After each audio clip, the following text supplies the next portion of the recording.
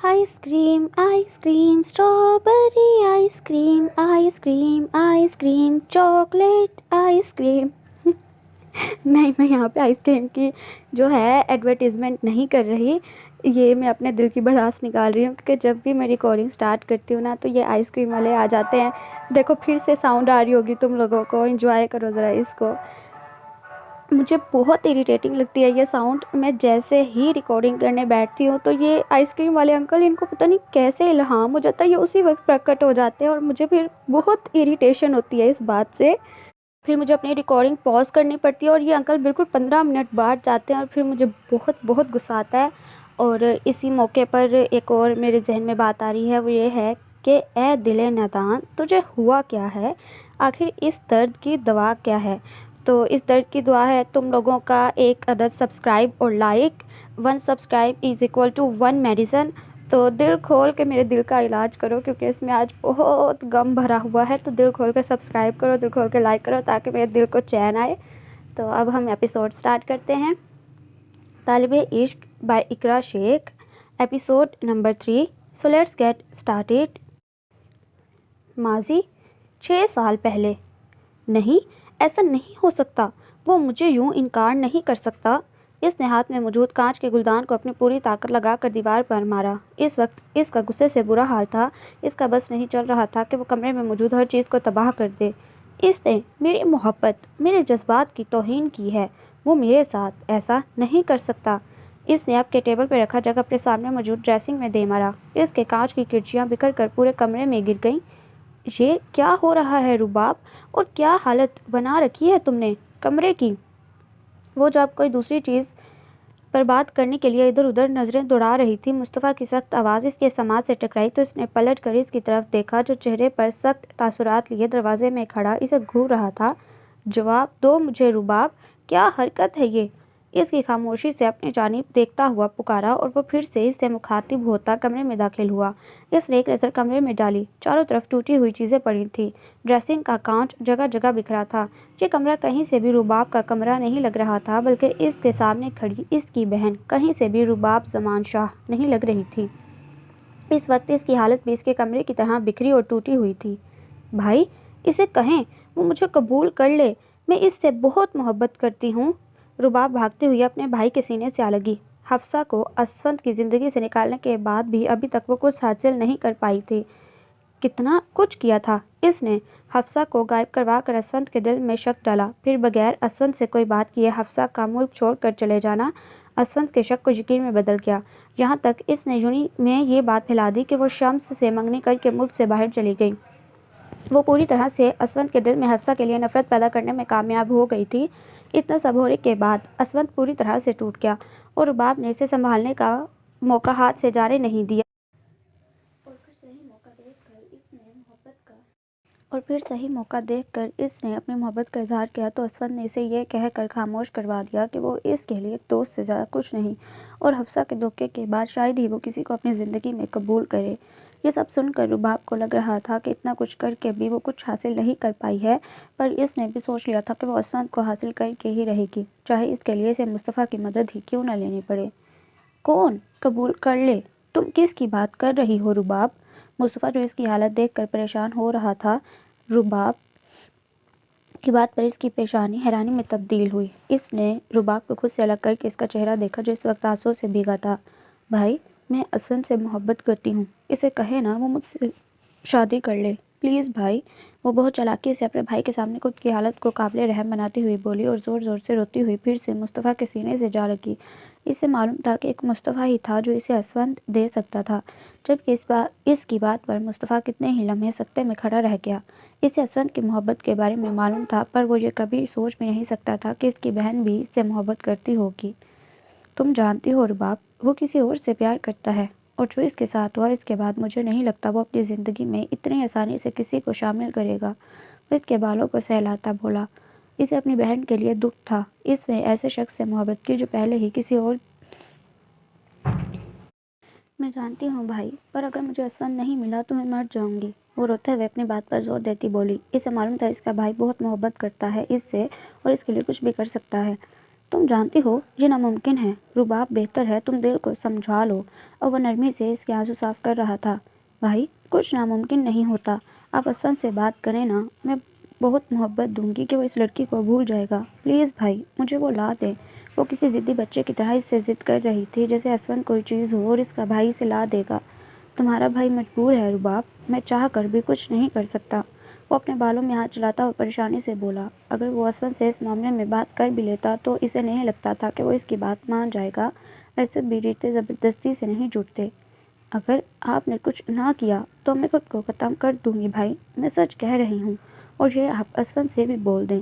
اس بار وہ مضبوط لہجے میں بولتی اس سے دور ہوئی اور فرش پر پڑے کانچ کے ٹکڑوں پر اس کی نظر پڑی۔ اس کی نظروں کا مطلب سمجھتے ہوئے مصطفیٰ نے اس کو روکنا چاہا، مگر وہ اس کو کوئی موقع دیے بغیر بجلی کی سی تیزی سے ایک نوکیلا ٹکڑا اٹھا چکی تھی۔ بھائی میں سچ کہہ رہی ہوں۔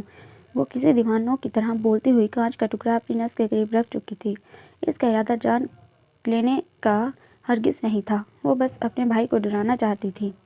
ہم آرام سے بیٹھ کر بات کرتے ہیں، اسے نیچے رکھو ورنہ وہ تمہیں لگ جائے گا۔ رباب اپنے مقصد میں کامیاب ہو گئی تھی۔ اس کی اس حرکت سے مصطفیٰ نے ڈر کر اس سے وعدہ کیا۔ وہ جنونی انداز میں بولتی مصطفیٰ کی دھڑکنوں کو مزید بڑھا رہی تھی۔ ٹھیک ہے میں بات کروں گا، تم پلیز اسے پھینک دو رباب ورنہ تمہیں چوٹ لگ جائے گی۔ اس وقت مصطفیٰ رباب کی حرکت کی وجہ سے کافی ڈر گیا تھا۔ وہ یہ برداشت نہیں کر سکتا تھا کہ اس کی بہن کو کچھ بھی ہو۔ ویسے بھی اس کی زندگی میں ایک وہ ہی باقی رہ گئی تھی جس سے اس کا رشتہ تھا، اور اپنی بہن کی خوشی، اس کی زندگی کے لیے وہ کچھ بھی کر سکتا تھا۔ اگر اس کی جگہ کوئی اور بھی ہوتا تو بھی وہ یہی کرتا۔ پہلے آپ وعدہ کریں۔ اسے سکون نہیں ملا تھا اس لیے وہ اس سے وعدہ چاہ رہی تھی۔ ٹھیک ہے میں وعدہ کرتا ہوں رباب، تمہاری شادی اسفند سے ہی ہوگی۔ وہ ایک جس میز تک آیا اور اس کے ہاتھ سے کانچ کا ٹکڑا پھینک کر اسے سختی سے سینے سے لگایا۔ وہ پہلے ہی اپنی غلطی کی وجہ سے اپنی ماں کو کھو چکا تھا، اب اس میں اپنے کسی قریبی رشتے کو کھونے کی ہمت نہیں تھی۔ اسفند کو راضی کرنا مشکل تھا مگر وہ اپنی بہن کے لیے کچھ بھی کرنے کو تیار تھا۔ ہاتھ بیٹا آپ یہ فرائیڈ رائس لو، خاص آپ کے لیے بنائے ہیں میں نے۔ وہ جو کھانا کھاتے ہوئے اپنے موبائل پر آئے میلز چیک کر رہا تھا، حفصہ کی محبت بھری آواز پر اس کا منہ کی طرف جاتا ہوا ہاتھ ایک لمحے کے لیے رکا۔ اس نے گردن موڑ کر اپنی بائیں جانب دیکھا جہاں حفصہ ہادی کے برابر میں بیٹھی اس کو بہت ہی محبت سے کھانا کھلا رہی تھی۔ یہ منظر دیکھ کر ایک سکون سا اس کے اندر اترا۔ اسے اپنے بیٹے سے محبت تھی۔ آج بھی اسے اچھی طرح سے یاد تھا جب رباب نے اسے یہ خبر سنائی تھی تو کتنا خوش ہو گیا تھا وہ ایک لمحے کے لیے۔ رباب سے شادی صرف اس نے مجبوری میں کی اور اسے کبھی حفصہ کی جگہ نہیں دے پایا، مگر انجانے میں ہوئی غلطی کی وجہ سے وہ رباب اور اپنے درمیان میاں بیوی کا رشتہ قائم کر چکا تھا۔ جتنا شوق وہ اس خبر سے تھا اتنی ناخوش رباب تھی، اور اس کی وجہ جان نہ پایا تھا وہ۔ اور پھر جب اس نے پہلی بار ہادی کو گود میں لیا تو اسے زندگی سے پھر سے محبت ہو گئی اور اس کے وجود کا وہ حصہ تھا۔ لیکن رباب ہادی کی پیدائش کے فوراً بعد اس سے طلاق لے کر چلی گئی۔ اس چھوٹے سے بچے کو تڑپتا ہوا چھوڑ کر۔ تب وہ لمحہ تھا جب اسفند کو دوسری بات کسی سے نفرت ہوئی، لیکن آج تک وہ اس کے یوں طلاق لینے کی وجہ جان نہیں پایا تھا اور ساتھ ہی حیران بھی تھا۔ لیکن وہ اپنی زندگی میں خوش تھا اپنے بیٹے کے ساتھ۔ اس نے کبھی کسی کو اپنی زندگی میں لانے کے بارے میں نہیں سوچا تھا، مگر پھر کسی آندھی طوفان کی طرح وہ دونوں اس کی زندگی میں واپس آ گئیں۔ لیکن اس سارے قصے میں وہ ایک بات سے مطمئن تھا، وہ تھی حفصہ کا ہادی کے ساتھ رویہ۔ وہ بالکل سگی ماں کی طرح اس کا خیال رکھتی۔ شاید رباب بھی اس کا اس طرح سے خیال نہ رکھ پاتی، وہ اس کے ساتھ کیسا بھی رویہ رکھتا، مگر حفصہ اس کا اثر ہادی کی محبت پر پڑنے نہیں دیتی۔ اور یہی وہ باتیں تھیں جن کی وجہ سے 6 سال پہلے حفصہ کے دھوکے کی وجہ سے اس کے دل پر جمی دھول آہستہ آہستہ ہٹتی جا رہی تھی۔ ماما بس کریں، میں اب مزید نہیں کھا سکتا، آپ نے لنچ میں بھی اتنا کچھ کھلا دیا تھا، اس طرح تو میرا پیٹ باہر آ جائے گا۔ ہادی کی آواز پر اس کی سوچوں کا سلسلہ ٹوٹا اور پھر سے ان دونوں کی طرف دیکھنے لگا۔ اس کی موجودگی کو مکمل طور پر نظر انداز کیے وہ اب ٹشو سے ہادی کا منہ صاف کر رہی تھی۔ اس وقت ڈائننگ ٹیبل پر وہ تینوں ہی موجود تھے۔ حیات صاحب نے طبیعت خرابی کی وجہ سے کھانا اپنے روم میں ہی کھا لیا، جبکہ حدید کسی کام کے سلسلے میں باہر گیا ہوا تھا، اسی لیے آج کھانے کی ٹیبل پر مکمل خاموشی تھی۔ ماما میں جا رہا ہوں، میرا پسندیدہ شو شروع ہونے والا ہے، آپ بھی جلدی آئیے۔ کھانا ختم ہونے کی دیر تھی کہ وہ ایک دم اپنی چیئر سے کھڑا ہوتا لاؤنج کی طرف بھاگا۔ آرام سے بیٹا ورنہ چوٹ لگ جائے گی۔ اس کی جلد بازی پر حفصہ اسے ٹوکے بغیر نہ رہ سکی، مگر وہ اس کی بات پر دھیان دیے بغیر وہاں سے نکل گیا۔ حفصہ سر کو نفی میں ہلاتی وہاں رکھے برتن اٹھانے لگی۔ آج ملازمہ بھی چھٹی پر تھی، اس لیے یہ کام بھی اسے ہی کرنا تھا۔ وہ اسفند کی موجودگی کو بالکل نظر انداز کیے برتن سمیٹنے لگی، مگر اس کی خود پر جمی نظروں کو بخوبی محسوس کر رہی تھی۔ برتن اٹھاتے اس کے ہاتھوں کی لرزش اسفند کی نظروں سے پوشیدہ نہ رہی۔ وہ اب آرام سے بیٹھا اس کی ایک ایک حرکت کو نوٹ کر رہا تھا۔ جب وہ اس کی گہری نظروں کی تپش برداشت نہ کر پائی تو جلدی برتن اٹھا کر کچن میں آ گئی۔ برتن سلیب پر رکھ کر وہ گہرے گہرے سانس لینے لگی، جیسے میلوں کا سفر طے کر کے آئی ہو۔ تم مجھ سے بھاگ کیوں رہی ہو؟ وہ آنکھیں بند کیے کھڑی اپنی تیزی سے دھڑکتے دل کو قابو کرنے کی کوشش کر رہی تھی جب اسے اپنے پیچھے اسفند کی آواز سنائی دی۔ وہ ایک دم پلٹی تو سامنے ہی وہ اپنی پینٹ کی پاکٹ میں ہاتھ ڈالے کھڑا اسے اپنی نظروں کے حصار میں لیے ہوئے تھا۔ نہیں، میں کیوں بھاگوں گی؟ میں تو یہاں برتن رکھنے آئی تھی۔ وہ اسے دیکھ کر بغیر بولے جانے کیوں اس میں اسفند سے نظر ملانے کی ہمت نہیں تھی۔ پہلے تو وہ خود اسے سچ بتانے کے لیے اس کے آگے پیچھے پھرتی تھی، مگر اب اسے لگنے لگا تھا وہ جو بھی بولے گی اسفند اس پر یقین نہیں کرے گا۔ اگر ایسا ہے تو تم میری طرف دیکھنے سے کترا کیوں رہی ہو؟ میں جہاں بھی جاتا ہوں تم وہاں سے چلی جاتی ہو، ایسا کیوں ہے؟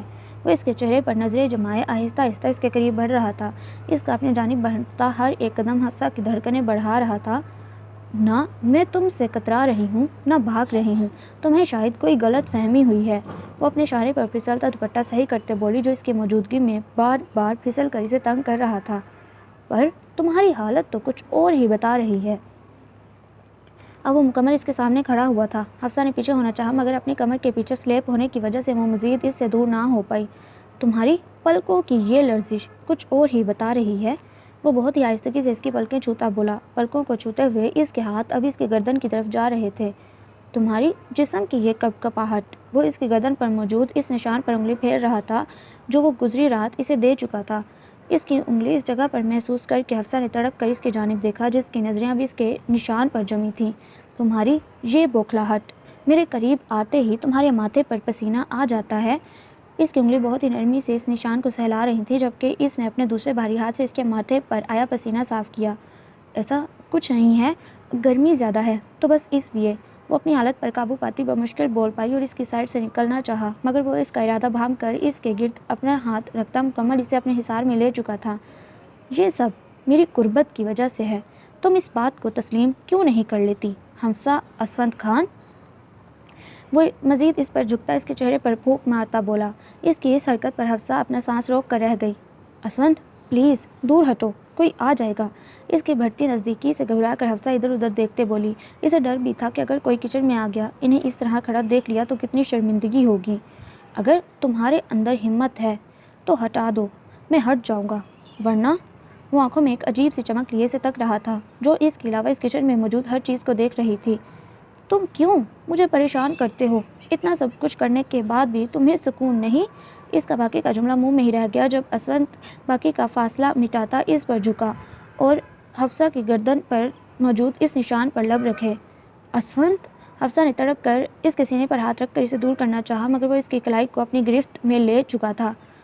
ماما، آپ کو اتنی دیر کیوں لگ رہی ہے؟ میں کب سے آپ کا انتظار کر رہا ہوں۔ اس سے پہلے کہ اسفند مزید کوئی گستاخی کرتا، ہادی کی آواز پر فوراً اس کی کلائی آزاد کرتا اس سے دور ہوا اور ہادی کی جانب پلٹا، جو اب کچن میں داخل ہو چکا تھا۔ ہاں بیٹا، میں بس آ رہی ہوں، تھوڑا کام رہ گیا تھا۔ وہ شرمندگی سے سرخ چہرہ لیے اپنا دوپٹہ صحیح کرتے ہوئے ہادی کی طرف بڑھی اور ایک نظر اسفند کو دیکھا، جو خود بھی شرمندہ نظر آ رہا تھا۔ وہ تو شکر تھا کہ اس نے انہیں نہیں دیکھا تھا، ورنہ وہ شرمندگی کی وجہ سے ہادی کے سامنے بھی نہ آ پاتی۔ ڈیڈ، آپ بھی آ جائیں، ہم تینوں آج مل کر کوئی اچھی سی مووی دیکھتے ہیں۔ وہ حفصہ کو ساتھ لیے اب اسفند کا ہاتھ تھامتا ہوا دونوں کو لیے کچن سے نکلا۔ اسفند جو اسے انکار کرنے والا تھا کیونکہ اسے آفس کا کچھ کام کرنا تھا، مگر بیٹے کے چہرے پر خوشی دیکھ کر وہ خاموشی سے اس کے ساتھ بڑھ گیا۔ میں تمہیں یہاں خاموش کھڑا رہنے کے لیے نہیں لایا، اپنے لیے پسند کرو کچھ۔ اس کے سامنے رکھی ڈریس کو یکٹک دیکھتا ہوا پا کر مصطفیٰ حرین سے مخاطب ہوا، وہ جو خاموشی سے کھڑی اپنے خیالوں میں گم تھی۔ مصطفیٰ کی آواز سماعت سے ٹکرائی تو وہ جیسے ہوش میں آئی۔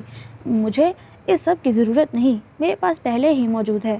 وہ بیزاری سے اپنے سامنے رکھی ڈریس کو ایک طرف کرتے بولی۔ اس وقت وہ دونوں شہر کے سب سے بڑے مال میں موجود تھے۔ وہ یہاں آنا تو نہیں چاہتی تھی، مگر وہ مصطفیٰ ہی کیا جو حرین کی سن لے۔ اس کے نہ کرنے کے باوجود وہ اسے زبردستی یہاں لے آیا تھا۔ وہ بے تاثر چہرہ لیے اس کے ساتھ یہاں موجود تھی۔ اس وقت اس کے لہجے اور انداز سے بیزاری صاف جھلک رہی تھی جسے مصطفیٰ نے شدت سے محسوس کیا۔ وہ جو سوچ رہا تھا باہر آ کر اس کا موڈ تھوڑا بحال ہو جائے گا، مگر ایسا نہیں ہوا۔ وہ بغیر کوئی خوشی کا اظہار کیے اس کے ساتھ ایک شاپ سے دوسری شاپ پر گھوم رہی تھی، یہاں تک کہ اس نے اب تک اپنے لیے کوئی بھی چیز نہیں خریدی۔ اب حور کی بیزاری سے کوفت میں مبتلا کر رہی تھی۔ پر میں چاہتا ہوں تم اپنے لیے کچھ لو، اس لیے منع مت کرو اور جلدی سے کوئی اچھی سی ڈریس پسند کرو اپنے لیے۔ وہ سامنے رکھی ڈریسز کی طرف اشارہ کرتا بولا۔ وہ ایک نظر گردن موڑ کر اپنے ساتھ آئے گارڈ کو دیکھنے لگا، وہ جو پچھلے 2 دن سے حورین کی خاموشی کو نوٹ کر رہا تھا۔ اس نے خود کو اپنے کمرے میں قید کر لیا۔ مصطفیٰ کو لگ رہا تھا کہ وہ اسد کے گھر سے آج جانے کی وجہ سے اداس ہے، اس لیے وہ اس کی اداسی کو ختم کرنے کے لیے شاپنگ کرانے لے آیا۔ ساتھ ہی حورین کی سیکیورٹی کے لیے اس کے 2 گارڈز بھی موجود تھے جنہیں وہ بار بار الرٹ رہنے کا اشارہ کر رہا تھا۔ یہ دیکھو، یہ ڈریس بہت اچھی لگ رہی ہے اور یہ کلر تم پر سوٹ کرے گا۔ مصطفیٰ کی نظر وائٹ اور پنک کلر کے کمبینیشن والے سوٹ پر پڑی تو وہ اسے اٹھا کر حورین کو تھامتا ہوا بولا۔ حورین جو اپنے سامنے موجود ڈریس کو بے دلی سے ادھر ادھر کر رہی تھی، مصطفیٰ کی آواز پر اس کی طرف متوجہ ہوئی اور اس سوٹ کی طرف دیکھا۔ اسے دیکھ کر اتنی دیر میں پہلی بار حورین کی آنکھوں میں چمک آئی۔ وہ سوٹ واقعی بہت خوبصورت تھا، گلے پر بہت باریک سے وائٹ موتی کا کام تھا۔ ویسے بھی اسے ہمیشہ ہائی لائٹ کلر پسند آتے تھے۔ جا کر اسے ٹرائی کرو۔ اسے سوٹ کی طرف تعریفی نظروں سے دیکھتے ہوئے وہ مخاطب ہوا۔ حورین پہلے تو منع کرنا چاہتی تھی، مگر مصطفیٰ کی آنکھوں میں نہ جانے ایسا کیا تھا کہ وہ لاکھ چاہنے کے باوجود انکار نہ کر سکی، اور مصطفیٰ کے ہاتھ سے سوٹ لے کر وہ چینجنگ روم کی طرف بڑھی۔ حورین کے جانے کے بعد اس نے ٹائم دیکھا، شام کے 7 بج رہے تھے۔ ان لوگوں کو یہاں آئے ہوئے ابھی 1 گھنٹہ ہی ہوا تھا اور اس 1 گھنٹے میں انہوں نے مشکل سے ایک ڈریس ہی سلیکٹ کیا۔ وہ ٹائم دیکھ کر ادھر ادھر نظریں دوڑانے لگا۔ اس وقت مال میں کافی رش تھا اور جس شاپ میں وہ لوگ موجود تھے اس میں بھی کچھ خاتون اپنے شوہر کے ساتھ موجود تھیں۔ وہ ان پر نظر ڈال کر ایک گہری سانس فضا میں چھوڑتا ادھر ادھر چکر لگاتا حورین کا انتظار کرنے لگا۔ کچھ لمحے یوں ہی گزر گئے مگر وہ اب تک واپس نہیں آئی۔ مصطفیٰ نے ایک نظر پھر سے اپنے ہاتھ میں پہنی گھڑی پر ڈالی۔ 20 منٹ ہو گئے تھے۔ وقت دیکھ کر مصطفیٰ کو ایک دم سے تشویش ہوئی اور دل ایک دم سے بے چین ہوا۔ دل میں کہیں نہ کہیں ایک ڈر تھا جو اس کی اتنی دیر غیر موجودگی سے مزید بڑھ گیا۔ اتنی دیر کیوں لگ رہی ہے تمہیں حورین؟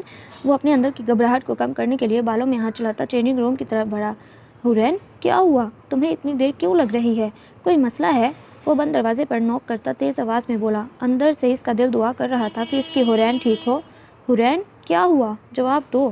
مصطفیٰ پھر سے دروازہ نوک کرتا بولا۔ اس وقت اس کی آواز میں بے چینی صاف ظاہر ہو رہی تھی۔ نہیں، کوئی مسئلہ نہیں۔ وہ یہ بند دروازے کے پیچھے سے حورین کی گھبرائی آواز اس کی سماعت سے ٹکرائی تو اسے سکون ملا۔ کیا وہ حورین؟ اگر کوئی مسئلہ نہیں ہے تو تمہیں اتنی دیر کیوں لگ رہی ہے؟ جلدی سے باہر آؤ ورنہ میں اندر آ رہا ہوں۔ حورین کے جواب سے اس کے دل کو تسلی نہیں ہوئی، اوپر سے یہ لڑکی بات ادھوری چھوڑ کر اس کے صبر کا امتحان لے رہی تھی۔ نہیں، آپ پلیز مت آئیے، بس یہ زپ نہیں۔ ابھی اس کا جملہ مکمل نہیں ہوا تھا جب وہ چینجنگ روم کا دروازہ کھول کر اندر داخل ہوا، دروازے کو اندر سے لاک کیا۔ حورین جو اپنی شرٹ کی زپ کو بند کرنے میں ہلکان ہو رہی تھی، مصطفیٰ کی اچانک آمد سے گھبرا کر اپنی زپ کو چھوڑ کر اس نے بجلی کی تیزی سے اپنا رخ مصطفیٰ کی جانب کیا۔ آپ یہاں کیا کر رہے ہیں؟ باہر جائیں نا۔ وہ نظریں نیچے کی اپنے دونوں ہاتھوں کو مسلتی بکھلاہٹ کا شکار تھی، چہرہ شرم سے سرخ ہو گیا، جبکہ دوسری طرف مصطفیٰ اس کی حالت سے بے خبر اس کے سراپے پہ اپنی گہری نظریں جمائے اس کو یکٹک دیکھ رہا تھا۔ وہ اس وقت وہی سوٹ زیب تن کیے ہوئے کھڑی تھی۔ مصطفیٰ کو لگ رہا تھا یہ رنگ اسی کے لیے بنایا گیا ہو۔ اس کلر میں اس کی گلابی رنگت مزید گلابی ہو گئی۔ خاموشی سے کھڑا بس اس کو تک رہا تھا جب اس کی نظر سامنے آئینے میں پڑی۔ اس کی کھلی زپ دیکھتے ہی اس کو بات ساری سمجھ آ گئی۔ پیچھے مڑو۔ وہ اپنی کیفیت پر قابو پاتا اس سے مخاطب ہوا۔ حورین جو نظریں نیچے کیا اپنا لب کچل رہی تھی، مصطفیٰ کی بات پر ناسمجھی سے اسے دیکھنے لگی۔ زپ کھلی ہے تمہاری؟ میں بند کر دیتا ہوں۔ اپنی بات کہتا وہ مزید قریب ہوا، جبکہ اس کی بات پر حورین کا چہرہ شرم سے مزید سرخ ہو گیا۔ اپنی بکھلاہٹ میں اس نے اپنے بال تو پیچھے کر لیے تھے مگر پیچھے لگے آئینے پر اس نے دھیان ہی نہیں دیا جہاں سے اس کی کھلی زپ میں جھانکتا جسم نمایاں ہو رہا تھا۔ وہ اس کے بال چھپانے میں ناکام تھے۔ آپ رہنے دیں، میں خود کر لوں گی۔ شرمندگی کی وجہ سے اسے بولا نہیں جا رہا تھا، جبکہ مصطفیٰ اس کی بات کو نظر انداز کرتا اس کا رخ آئینے کے سامنے کر چکا تھا۔ اگر خود کر لیتی تو اتنی دیر نہ لگتی۔ وہ اس کی مزاحمت کو خاطر میں نہ لاتے ہوئے اس کے بالوں کو آگے کرتا اس کی کھلی زپ بند کرنے لگا جو کمر سے نیچے تک جا رہی تھی۔ اس کی انگلیوں کا نرم گرم لمس اپنی کمر میں محسوس کر کے حورین اپنا سانس کھینچ کر رہ گئی۔ پورے کمرے میں جیسے سنسنی دوڑ گئی، ہتھیلیاں ارک آلود ہو گئی۔ اس نے اپنی جھکی پلکیں اٹھا کر سامنے آئینے میں دیکھا تو مصطفیٰ اس کا چہرہ دیکھ رہا تھا۔ اس کی آنکھوں میں الگ سے جذبات تھے جنہیں دیکھ کر حورین کو اپنا حلق خوش ہوتا محسوس ہوا۔ اس ڈریس میں تم بہت خوبصورت لگ رہی ہو، وہ اپنی گمبھیر آواز میں بولتا اس کے کانوں میں رس گھول رہا تھا۔ ضم پر کرتی اس کی انگلیاں آہستہ آہستہ اپنے سفر طے کر رہی تھیں۔ حورین کو لگ رہا تھا وہ مزید اس کے سامنے ایسے کھڑی نہیں رہ پائے گی۔ ایسا لگ رہا ہے جیسے تمہارے لیے ہی بنی ہو، وہ اپنا چہرہ اس کے کان کے قریب لاتا سرگوشانہ انداز میں بولا اور ساتھ ہی اس کے بالوں سے آتی خوشبو کو اپنے اندر اتارنے لگا۔ اب میں خود کر لوں گی، اب پلیز باہر جائیں۔ اس کی حد سے زیادہ بڑھتی قربت حورین کو پریشان کر رہی تھی۔ وہ اپنی دونوں ہاتھوں کی مٹھی بیچ کر اس کے تھوڑے فاصلے پر آ کھڑی ہوئی۔ مصطفیٰ جو اس کی قربت اور حورین سے آتی دلفریب خوشبو میں کھو گیا تھا، اس کے ایک دم دور ہو جانے پر اس کے شہر سے نکلا۔ ٹھیک ہے، جلدی آنا۔ اسے حورین کا خود سے دور جانا پسند نہیں آیا، مگر وہ اپنے لہجے کو نارمل کرتا چینجنگ روم سے نکل گیا۔ اس کے جانے کے بعد حورین کتنی ہی دیر تک اپنی بے ترتیب سانسوں کو درست کرتی رہی۔ کچھ اور لینا ہے تمہیں؟ اگر بھوک لگی ہے تو کچھ کھانے چلتے ہیں۔ اب وہ چینج کر کے واپس آئی تو مصطفیٰ اس کے قریب آتے ہی پوچھنے لگا۔ آج وہ اس لڑکی کے چہرے پر مسکراہٹ لانا چاہ رہا تھا، مگر اب تک اسے کامیابی نہیں ہوئی تھی۔ نہیں، کچھ نہیں لینا، بس گھر چلتے ہیں۔ میرا دل گھبرا رہا ہے۔ جانے کیوں اسے ایک دم سے گھبراہٹ سی ہوئی تھی، اس لیے وہ جلدی گھر جانا چاہتی تھی۔ ٹھیک ہے، اگر تمہاری طبیعت ٹھیک نہیں تو میں اصرار نہیں کروں گا، پر کبھی ہم باہر ڈنر پر جائیں گے ضرور۔ وہ اس کے چہرے پر پہلی گھبراہٹ کو دیکھ کر خود بھی پریشان ہوا، اس لیے سوٹ کا بل ادا کر کے شاپ سے نکلا۔ وہ اس کی کلائی تھام کر لمبے لمبے ڈگ بھرتا جا رہا تھا، ساتھ ہی گردن موڑ کر پیچھے آتے گارڈز کو دیکھا۔ جانے کیوں اسے کچھ عجیب لگ رہا تھا، ایک دم اس کا دل اندر سے گھبرا رہا تھا، جیسے کچھ برا ہونے والا ہے۔ وہ حورین کو اپنے ساتھ لیے مال سے باہر آ گیا اور اپنی کار کا انتظار کرنے لگا، جو اس کا دوسرا گارڈ پارکنگ سے نکال رہا تھا۔ جب اسے اپنی کار قریب آتی نظر آئی تو وہ تھوڑا آگے بڑھا ہی تھا کہ ایک دم گولی کی آواز کے ساتھ حورین کی درد بھری چیخ اس کی سماعت سے ٹکرائی۔ اس نے گردن موڑ کر اسے دیکھا تو اپنی جگہ سے ہل نہیں پایا۔ لوگ بھاگ رہے تھے، اس کے آس پاس ایک شور سا مچا تھا، مگر اس کی نظریں تو حورین پر ٹکی تھیں جس کے لیفٹ شانے سے خون نکل رہا تھا اور وہ درد برداشت کرتی زمین پر گرنے ہی والی تھی کہ وہ ہوش میں آیا اور بجلی کسی تیزی سے اس کے وجود کو گرنے سے بچایا۔ حورین، حور، میں تمہیں کچھ نہیں ہونے دوں گا، وہ تڑپتی ہوئی آواز میں اسے پکار رہی تھی جس کی آنکھیں بند ہوئے جا رہی تھی۔ سر، وہ لوگ ہمارے ہاتھ سے نکل گئے، انہوں نے چلتی ہوئی کار سے حملہ کیا ہے، پر سر ہمیں جلدی میم کو ہاسپٹل لے جانا ہوگا، انہیں گولی صرف چھو کر گئی ہے۔ اس کا گارڈ حور کے زخم کو چیک کرتا بولا، جس نے بھی یہ کیا ہے اسے میرے پاس لے کر آؤ، وہ زندہ نہیں بچے گا۔ وہ اپنے گارڈ کے کالر کو سختی سے پکڑتا ہوا دھاڑا۔ اتنی ٹائٹ سیکیورٹی کے بعد بھی اس کی حور پر حملہ ہو چکا تھا، یہ بات اس کی برداشت سے باہر تھی۔ اس کی بات سن کر گارڈ سر ہلاتا ہوا وہاں سے اٹھا۔ وہ جانتا تھا اس کا مالک جو کہہ رہا ہے وہ کر بھی دے گا، اس لیے اسے اپنی جان بچانے کے لیے ان لوگوں کو تلاش کرنا تھا۔ حورین پلیز آنکھیں کھولو، میں تمہیں کچھ نہیں ہونے دوں گا، کچھ بھی نہیں۔ وہ وہاں موجود لوگوں کی بھیڑ کو نظر انداز کرتا اس کے بے ہوش وجود کو اپنی باہوں میں اٹھا کر کارٹ کی طرف بڑھا۔ اسے جلدی سے ہسپتال پہنچنا تھا، اپنی حورین کی جان بچانی تھی۔ وہ کسی بھی قیمت پر اسے کھونا نہیں چاہتا تھا۔ اگر حورین کو کچھ بھی ہوا تو تمہیں اس کی بہت بڑی قیمت چکانی ہوگی، اور میں تمہارا وہ حال کروں گا کہ تم زندگی بھر یاد رکھو گے۔ وہ تیزی سے ڈرائیونگ کرتے ہوئے اپنی سوچوں میں اس شخص سے مخاطب تھا جس کی وجہ سے اس کی حور اس حال میں تھی۔ ماضی 6 سال پہلے۔ بس کرو اسونت، اب تم اور نہیں، پہلے ہی بہت زیادہ ڈرنک کر چکے ہیں۔ اس کے منہ طرف جاتے گلاس کو رباب ایک جھٹکے سے اس کی پہنچ سے دور کرتی بولی، جبکہ اس کی اس حرکت سے اسونت کے ماتھے پر بل پڑے۔ تم اپنے کام سے کام رکھو، میرے معاملے میں تمہیں بولنے کی ضرورت نہیں۔ وہ ایک جھٹکے سے اس کے ہاتھ سے وائن کے گلاس چھینتا ہوا سخت لہجے میں بولا، ایک ہی گھونٹ میں گلاس خالی کر کے ٹیبل پر رکھا۔ میں بیوی ہوں تمہاری اسونت، تمہارے معاملے میں مجھے بولنے کا حق ہے۔ اس کو پھر سے گلاس بھرتا دیکھ کر رباب نے اس کے ہاتھ سے بوتل چھیننی چاہی، مگر وہ ہاتھ اسے بھی اس کی پہنچ سے دور کر گیا تھا۔ تم زبردستی کی بیوی ہو، اس لیے تمہیں میں اپنے معاملے میں بولنے کی اجازت نہیں دیتا۔ چلی جاؤ تم یہاں سے رباب، وہ ایک ایک گھونٹ اپنے حلق سے نیچے اتارتا ہوا سخت لہجے میں بولا، جبکہ اس کی بات پر رباب نے لب بھینچ لیے۔ ان کی شادی کو 1 مہینہ ہو گیا تھا اور اس 1 مہینے میں اس نے ایک بار بھی اسے نظر بھر کر نہیں دیکھا تھا، کیونکہ اس نے نکاح سے پہلے ہی بول دیا تھا کہ وہ اس نکاح کے بعد اس سے کوئی امید نہ رکھے۔ رباب کو اچھی طرح سے یاد تھا مصطفیٰ نے اسے منانے کی بہت کوشش کی، مگر وہ اس سے نکاح کرنے کے لیے ہرگز راضی نہیں ہوا، یہاں تک کہ اس نے مصطفیٰ سے یہ کہہ دیا کہ اگر وہ ایسا ہی اس سے زبردستی کرتا رہا تو اتنے سال پرانی دوستی ختم کر دے گا۔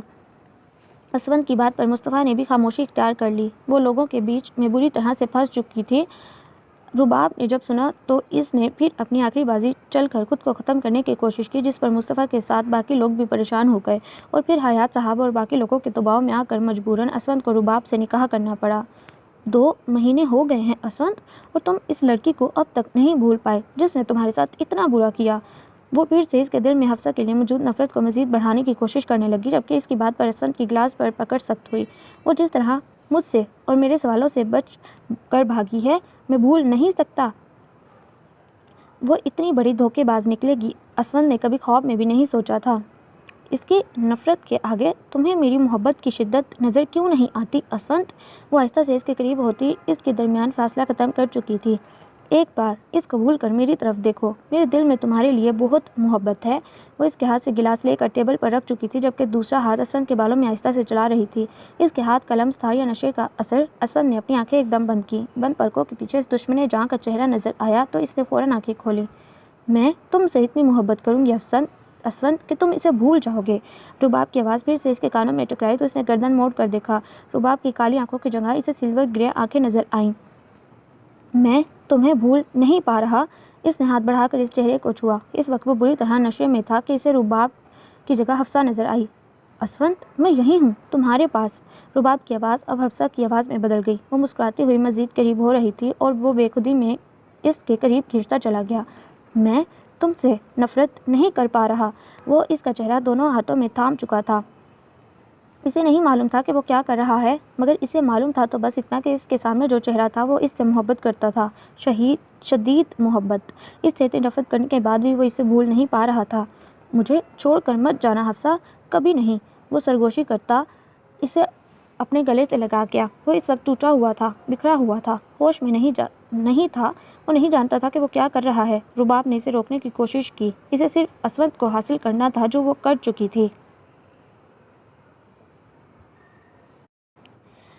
اس کے روم کا دروازہ ایک دم سے دھاڑ کی آواز کے ساتھ کھلا۔ وہ جو آئینے کے سامنے کھڑی اپنا جائزہ لے رہی تھی، گردن موڑ کر دیکھا تو مصطفیٰ کو دروازے میں کھڑا پا کر حیران ہوئی۔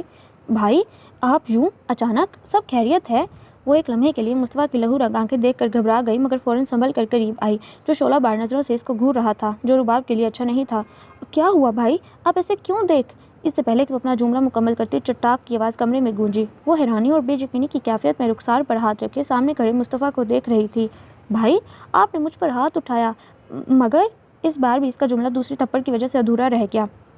اس بار کا تھپڑ اتنی زور کا تھا کہ رباب کو اپنا سر گھومتا محسوس ہوا۔ وہ آنکھوں میں پانی لیے اپنے بھائی کو دیکھ رہی تھی، جس کا غصہ 2 تھپڑ مارنے کے بعد بھی کم نہیں ہوا تھا۔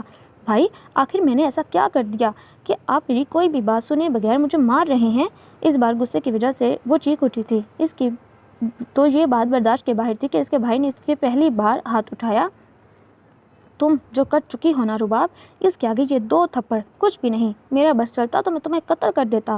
وہ غصے سے اپنی مٹھی سختی میں بھینچتا بولا، ورنہ اسے لگ رہا تھا اس کا ہاتھ پھر اٹھ جائے گا۔ وہ یہاں اسود کے گھر کوئی تماشا نہیں کرنا چاہتا تھا۔ میں نے ایسا کیا کر دیا جو آپ مجھے مارنے سے پہلے ایک مرتبہ بھی نہیں سوچ رہے؟ وہ اپنا رخسار سہلاتی بولی۔ جتنی طاقت لگا کر مصطفیٰ نے اسے تھپڑ مارا تھا، رباب کو پورا یقین تھا کہ اس کا بھاری ہاتھ اس کے نازک رخسار پر اپنا نشان چھوڑ چکا ہوگا۔ ایک لڑکی کی عزت برباد کر کے تم مجھ سے پوچھ رہی ہو تم نے کیا کیا ہے؟ تمہیں لگتا ہے رباب مجھے خبر نہیں لگے گی کہ تم کتنا بڑا کام کر چکی ہو؟ وہ غصے میں پھر سے اس کی جانب بڑھا۔ آج صبح جب وہ اپنے کام کے سلسلے میں باہر جا رہا تھا، تب اپنے آدمی کے منہ سے رباب کا نام سن کر اس کے قدم تھمے۔ اس سے تشویش ہوئی، اس لیے وہ مزید سننے کے لیے وہاں رک گیا۔ حرین کا گارڈ اس کے 2 آدمیوں کو کچھ رقم دے رہا تھا جو رباب نے انہیں بھیجی تھی۔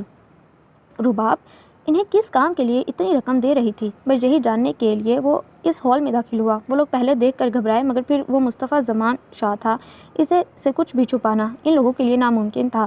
اس لیے وہ لوگ اپنی جان بخشوانے کے لیے اسے سب کچھ بتاتے چلے گئے۔ سب جان لینے کے بعد وہ غصے میں کھولتا اس کے پاس آیا۔ مصطفیٰ کو شاید کبھی خبر ہی نہ ہوتی کہ اس کی بہن کیا کر چکی ہے، اگر آج وہ ان لوگوں کی باتیں نہ سن لیتا۔ بھائی، آپ کیا کہہ رہے ہیں؟ میں کچھ سمجھی نہیں، آپ کس بارے میں بات کر رہے ہیں؟ مصطفیٰ کے منہ سے یہ سب سن کر رباب کی آنکھیں کھلی تھیں اور کھلی کی کھلی رہ گئیں۔ اس کے تو وہم و گمان میں بھی نہیں تھا کہ اس کے بھائی کو سب خبر لگ جائے گی۔ چلو، اگر تمہیں یاد نہیں تو میں یاد دلاتا ہوں، میں حفصہ کی بات کر رہا ہوں، اس لڑکی کی جس سے اسود محبت کرتا تھا، جسے اپنے راستے سے ہٹانے کے لیے تم کڈنیپ کرا کر اس کی عزت برباد کر چکی ہو اور اسے ملک چھوڑنے پر مجبور کر چکی ہو۔ میں اس لڑکی کی بات کر رہا ہوں رباب، تمہیں کچھ یاد آیا؟ اس سے اپنی آواز آہستہ ہی رکھنی پڑی، مگر اس کا لہجہ اس کے غصے کی وجہ سے تنی ہوئی رگیں صاف طور پر ظاہر کر رہی تھیں کہ اس کی رگیں صاف طور پر واضح ہو رہی تھیں جو اس کے شدید غصے ہونے کا پتہ دے رہی تھیں۔ میں نے کچھ غلط نہیں کیا بھائی، اپنی محبت کو پانے کے لیے مجھے جو صحیح لگا میں نے وہ کیا۔ وہ اپنی غلطی ماننے کے بجائے خود کو الٹا صحیح ثابت کر رہی تھی۔ اس کے جواب سے مصطفیٰ کو دکھ ہوا۔ اسے لگا کہ شاید وہ کہہ دے اس نے نہیں کیا یا اس سے غلطی ہوئی، مگر وہ شرمندہ ہونے کے بجائے ایسے بول رہی تھی جیسے اس سے جو کچھ کیا وہ غلط نہیں تھا۔ اگر تمہیں ایسا لگتا ہے تم نے جو کیا صحیح کیا تو پھر اب میں بھی وہی کروں گا جو مجھے صحیح لگتا ہے۔ مصطفیٰ کو اپنی بہن سے ہرگز ایسی امید نہیں تھی۔ اسے اس وقت بہت افسوس ہو رہا تھا کہ اس کی بہن کی وجہ سے اسفند اپنی محبت سے دور ہو گیا۔ کیا مطلب؟ آپ کیا کریں گے؟ مصطفیٰ کی بات پر رباب کو اپنے آس پاس خطرے کی گھنٹی بجتی محسوس ہوئی۔ میں ابھی اور اسی وقت اسفند کو جا کر سب سچ بتا دوں گا کہ تم اس کے ساتھ کیا کر چکی ہو۔ اس کے بعد وہ کوئی بھی فیصلہ کرے تمہیں اسے قبول کرنا ہوگا۔ وہ ایک ایک لفظ پر زور دیتا رباب کا سکون برباد کر گیا۔ نہیں بھائی، آپ اپنی بہن کے ساتھ ایسا نہیں کر سکتے۔ آپ جانتے ہیں حقیقت جاننے کے بعد اسفند کا فیصلہ کیا ہوگا۔ وہ پریشانی سے بھائی کی جانب بڑھی۔ تمہارے یہ آنسو مجھے نہیں روک سکتے رباب، میں پہلے بھی ان کی وجہ سے ایک غلطی کر چکا ہوں، اب نہیں۔ وہ بے دردی سے اپنا ہاتھ چھڑاتا ہوا دروازے کی طرف بڑھا۔ بھائی، میں پریگننٹ ہوں، اگر آپ نے اسفند کو سچ بتا دیا تو وہ مجھے چھوڑ دے گا۔ رباب نے اپنی ایک آخری چال چلی اور اس کی بات سن کر مصطفیٰ کے دروازے کی طرف بڑھتے قدم رک گئے۔ جب اسے یہ معلوم ہوا تو وہ تب سے ہی ناخوش تھی، کیونکہ وہ بھی ماں بننے کے لیے تیار نہ تھی۔ اس لیے اس نے سوچا بغیر کسی کو خبر دیے وہ اسے ختم کر دے گی، مگر اسے مصطفیٰ کو روکنے کے لیے ایک ہی راستہ ملا، شاید بچے کا سن کر وہ اسفند کو کچھ نہ بتائے۔ آپ اس بار میرے بارے میں نہ صحیح کم از کم اس بچے کے بارے میں سوچیں۔ وہ اس کو التجائی نظروں سے دیکھتی بولی، مگر مصطفیٰ اب اس کے اصل چہرے سے اچھی طرح واقف تھا۔ تمہارے پاس دو راستے ہیں رباب، یا تو تم خود جا کر اسفند کو سچ بتا دو، وہ اپنی بات کہتا ایک لمحے کے لیے رکا، یا تم اس بچے کی پیدائش کے بعد بچہ اسفند کو دے کر اس کی زندگی سے ہمیشہ کے لیے چلی جاؤ بغیر اسے اپنے جانے کی وجہ بتائے، تاکہ وہ ساری زندگی تم سے یہ سوچ کر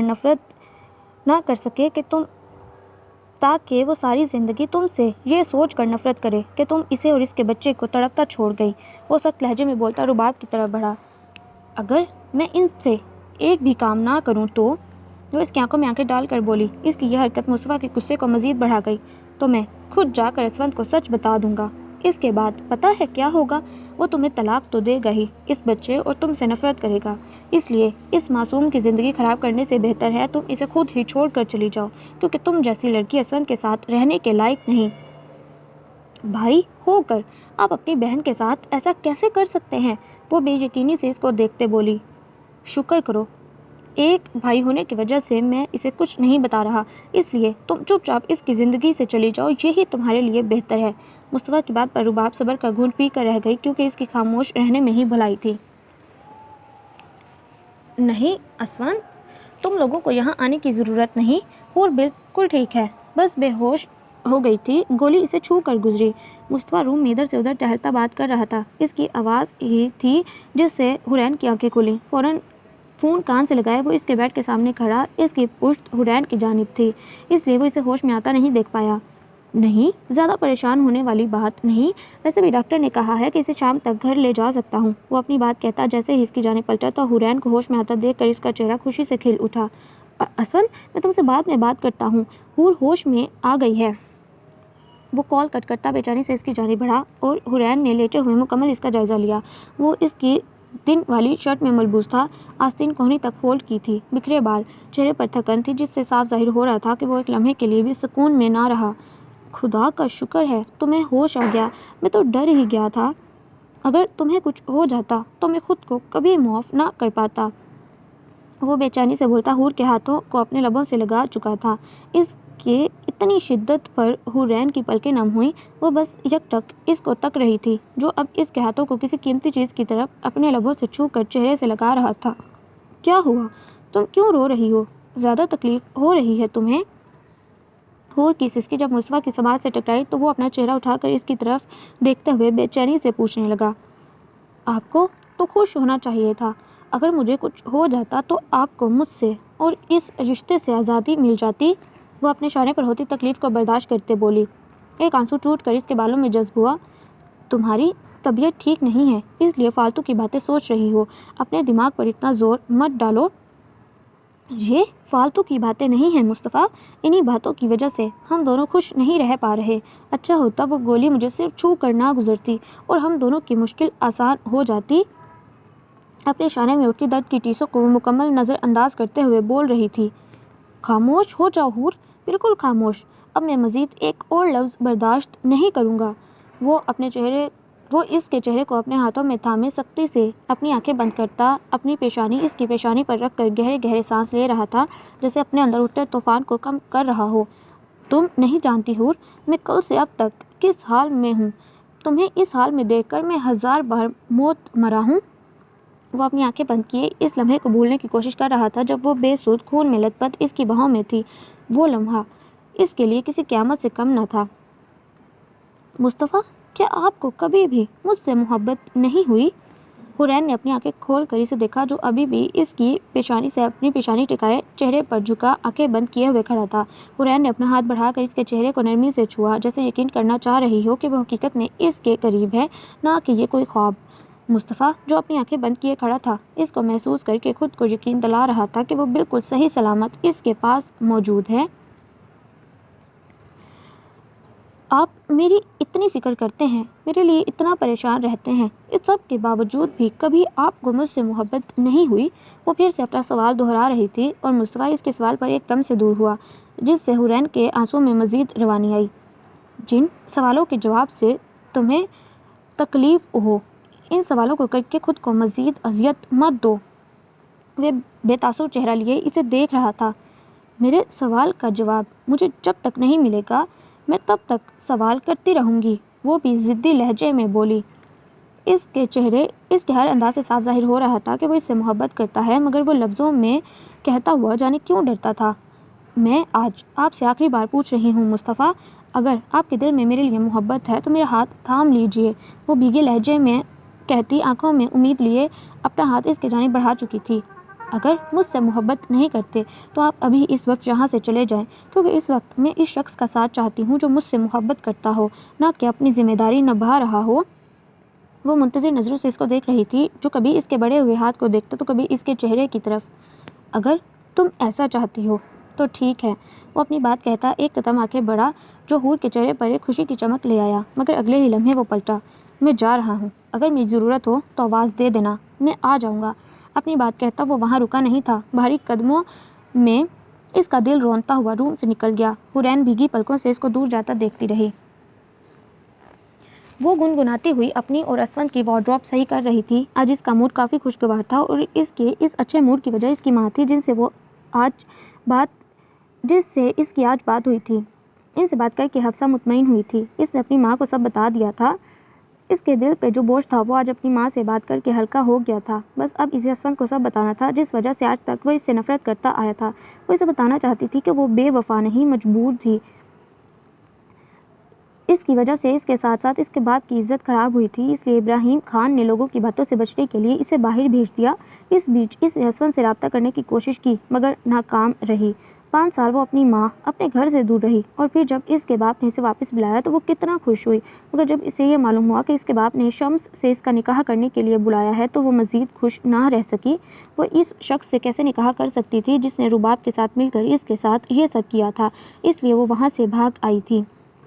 اس کا اور اسود کا ملنا قسمت میں لکھا تھا، اس لیے وہ آج اس کے گھر میں اس کی بیوی کی حیثیت سے موجود تھی۔ اس کی سوچوں کا سلسلہ تب ٹوٹا جب اس کی نظر وارڈروب میں موجود لاکڈ کھانے پر پڑی۔ وہ اکثر اسے لاکڈ ہی دیکھتی۔ اس کی چابی کہاں ہو سکتی ہے؟ جانے کیوں آج اسے اس لاکڈ کھانے کو کھولنا تھا۔ وہ دیکھنا چاہتی تھی کہ آخر اس میں ایسا کیا ہے جس کی وجہ سے اسود اسے لاکڈ رکھتا ہے۔ وہ اسود کی سائٹ میں اس کی چابی تلاش کرنے لگی اور قسمت سے وہ اسے دوسرے دراز میں مل گئی۔ اس نے جلدی سے چابی دراز میں لگا کر اس کا لاک کھولا۔ دل اندر سے اسود کے آ جانے سے ڈر رہا تھا۔ اس دراز میں اس کی تصویریں تھیں اور کچھ چیزیں جو وہ اسود کو گفٹ کر چکی تھی۔ وہ چہرے پر حیرانی اور بے یقینی کے تاثرات لیے ان چیزوں کو اٹھا کر دیکھ رہی تھی۔ اس نے اب تک اس کی اور حفصہ کی یادوں کو سنبھال کر رکھا تھا۔ اس کا مطلب صاف تھا، اس کے دل میں آج بھی حفصہ کے لیے جذبات تھے، وہ اس سے نفرت نہیں کر پایا تھا۔ تمہاری ہمت کیسے ہوئی میری پرسنل چیزوں کو ہاتھ لگانے کی، اور کس کی اجازت سے تم نے اس دراز کو کھولا؟ वो जो नम आंखों से सब देख रही थी, असवंत की भारी और सर्द आवाज़ पर इसकी जानिब पलटी।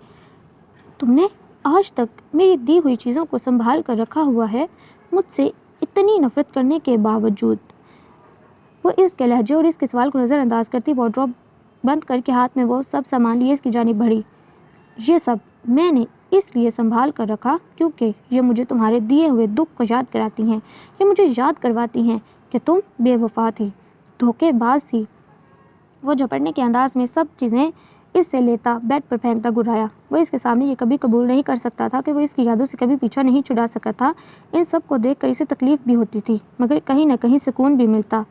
मैं बेवफा नहीं थी असवंत, और ना हूँ। मैं बस इस वक्त मजबूर थी, बेबस थी। वो भी इसी के अंदाज में चीखी। असवंत के पास इसकी दी हुई चीज़ें देख कर इसे लग रहा था असवंत आज भी इससे मोहब्बत करता है, और अगर वो इसे सब बता देगी तो वो शायद इसका यकीन कर लें। ऐसी कौन सी मजबूरी आ गई थी तुम्हें, जो तुम्हें मुझे छोड़कर इस शम्स से मंगनी करनी पड़ी और इसके बाद चुपचाप मुल्क भी छोड़कर चली गई? अपनी बेवफाई को मजबूरी का नाम मत दो हफ्सा बेगम, मैं कोई बच्चा नहीं।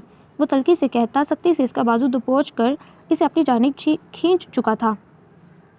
ये झूठ है, मेरी शम्स से कभी मंगनी नहीं हुई। वो अपने बाजू में उठती दर्द की टीसों को नज़रअंदाज करती बमुश्किल बोल पाई। एक झूठ को छुपाने के लिए तुम और कितने झूठ बोलोगी हफ्सा? कह दो ये भी झूठ है कि तुम्हारा निकाह शम्स से नहीं हो रहा था।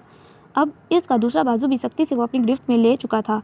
वो काफ़ी वक्त से ये जानने में लगा हुआ था कि इसका निकाह किससे हो रहा था, और जब इसे मालूम हुआ तो ये सच सुनकर इसके गुस्से से रगें तन गई। मगर इसकी एक बात समझ में नहीं आई, आखिर वो इस निकाह से भाग क्यों आई? क्या हुआ, खामोश क्यों हो गई? बोल दो ये भी झूठ है। वो इसकी खामोशी पर तंजिया मुस्कुराया। वैसे मुझे हैरानी नहीं हुई ये जानकर कि तुम इसे भी निकाह वाले दिन छोड़कर भाग आई। जानती हो क्यों? वो एक लम्हे के लिए रुका, जैसे कुछ सोच रहा हो। क्योंकि तुम्हारी तो आदत है एक को छोड़कर दूसरे का हाथ थामने की, मगर बदकिस्मती से तुम्हारा रास्ता फिर से मेरे पास आकर रुक गया। इसके जहरखंद लहजे पर हफ्सा ने तड़प कर इसकी जानिब देखा। हाँ, मैं भागी थी अपने निकाह से, क्योंकि मैं इस शख्स से मर कर भी निकाह नहीं कर सकती जिसने मेरा किडनैप करवा कर मेरी इज्जत, मेरी ज़िंदगी बर्बाद कर दी, सिर्फ मुझे हासिल करने के लिए। वो चीखती हुई एक सांस में बोलती चली गई। इस वक्त इसका पूरा बदन लरज़ रहा था, जबकि इतने बड़े इंकशाफ पर असवंत बेयकीनी की कैफियत में खड़ा इसको देखता रह गया। 6 साल पहले हमें अलग करने के लिए बहुत बड़ा खेल खेला गया था असवंत, वो कांपती हुई आवाज़ में इसे सच सच बता रही थी। बस हफ्सा, खामोश हो जाओ। तुम्हें क्या लगता है कि 5 साल बाद तुम मेरे सामने आ जाओगी और जो भी बोलोगी मैं इस पर यकीन कर लूँगा? वो उंगली उठाकर इसको खामोश रहने का इशारा करता हुआ बोला। इस वक्त वो इसकी बातों में बिल्कुल उलझ गया। नहीं असवंत, तुम्हें सुनना होगा, क्योंकि इस खेल में शम्स अकेला नहीं था, कोई और भी इसके साथ शामिल था। और तुम जानते हो वो कौन था? वो आहिस्ता से कदम उठाती इसके करीब हुई। असवंत की बेतबारी इसे दुख दे रही थी, मगर अब वो मज़ीद खामोश नहीं रहना चाहती थी। और वो शख्स कोई और नहीं, रुबाब थी। इसने और शम्स ने साथ मिलकर ये सब किया। वो आहिस्ता से बोलती इसके मज़ीद करीब हुई, मगर अगले ही लम्हे इसका बाजू फिर से असवंत की गिरफ्त में था। बस बहुत हो गया हफ्सा, अब एक लफ्ज़ और नहीं। मैं कैसे यकीन कर लूँ कि तुम जो कह रही हो वो सच है? वो सख्त नज़रों से इसे घूरता हुआ बोला। इसलिए मैं आज तक तुमसे सच कहते हुए डरती थी असवंत, पर एक बार मेरी आंखों में देखो। क्या तुम्हें लगता है कि मैं इतना बड़ा झूठ बोल सकती हूँ? अगर मुझे शम्स से शादी करनी होती तो मैं निकाह वाले दिन क्यों भागती? वो इसकी आंखों में झांकती हुई बोल रही थी, जबकि इसकी आंखों की सच्चाई देखकर एक लम्हे के लिए असवंत को इसकी बात पर यकीन सा आया, मगर अगले ही लम्हे वो झटके से इसका बाजू छोड़कर इससे दूर हुआ और बगैर कुछ कहे कमरे से निकल गया। इसे सबसे पहले इस बात का पता लगाना था कि वो जो कुछ कह रही थी वो सच था या नहीं। यहाँ मेरे सामने नज़रें नीचे करके खड़े होने से मेरा गुस्सा कम नहीं होगा करीम।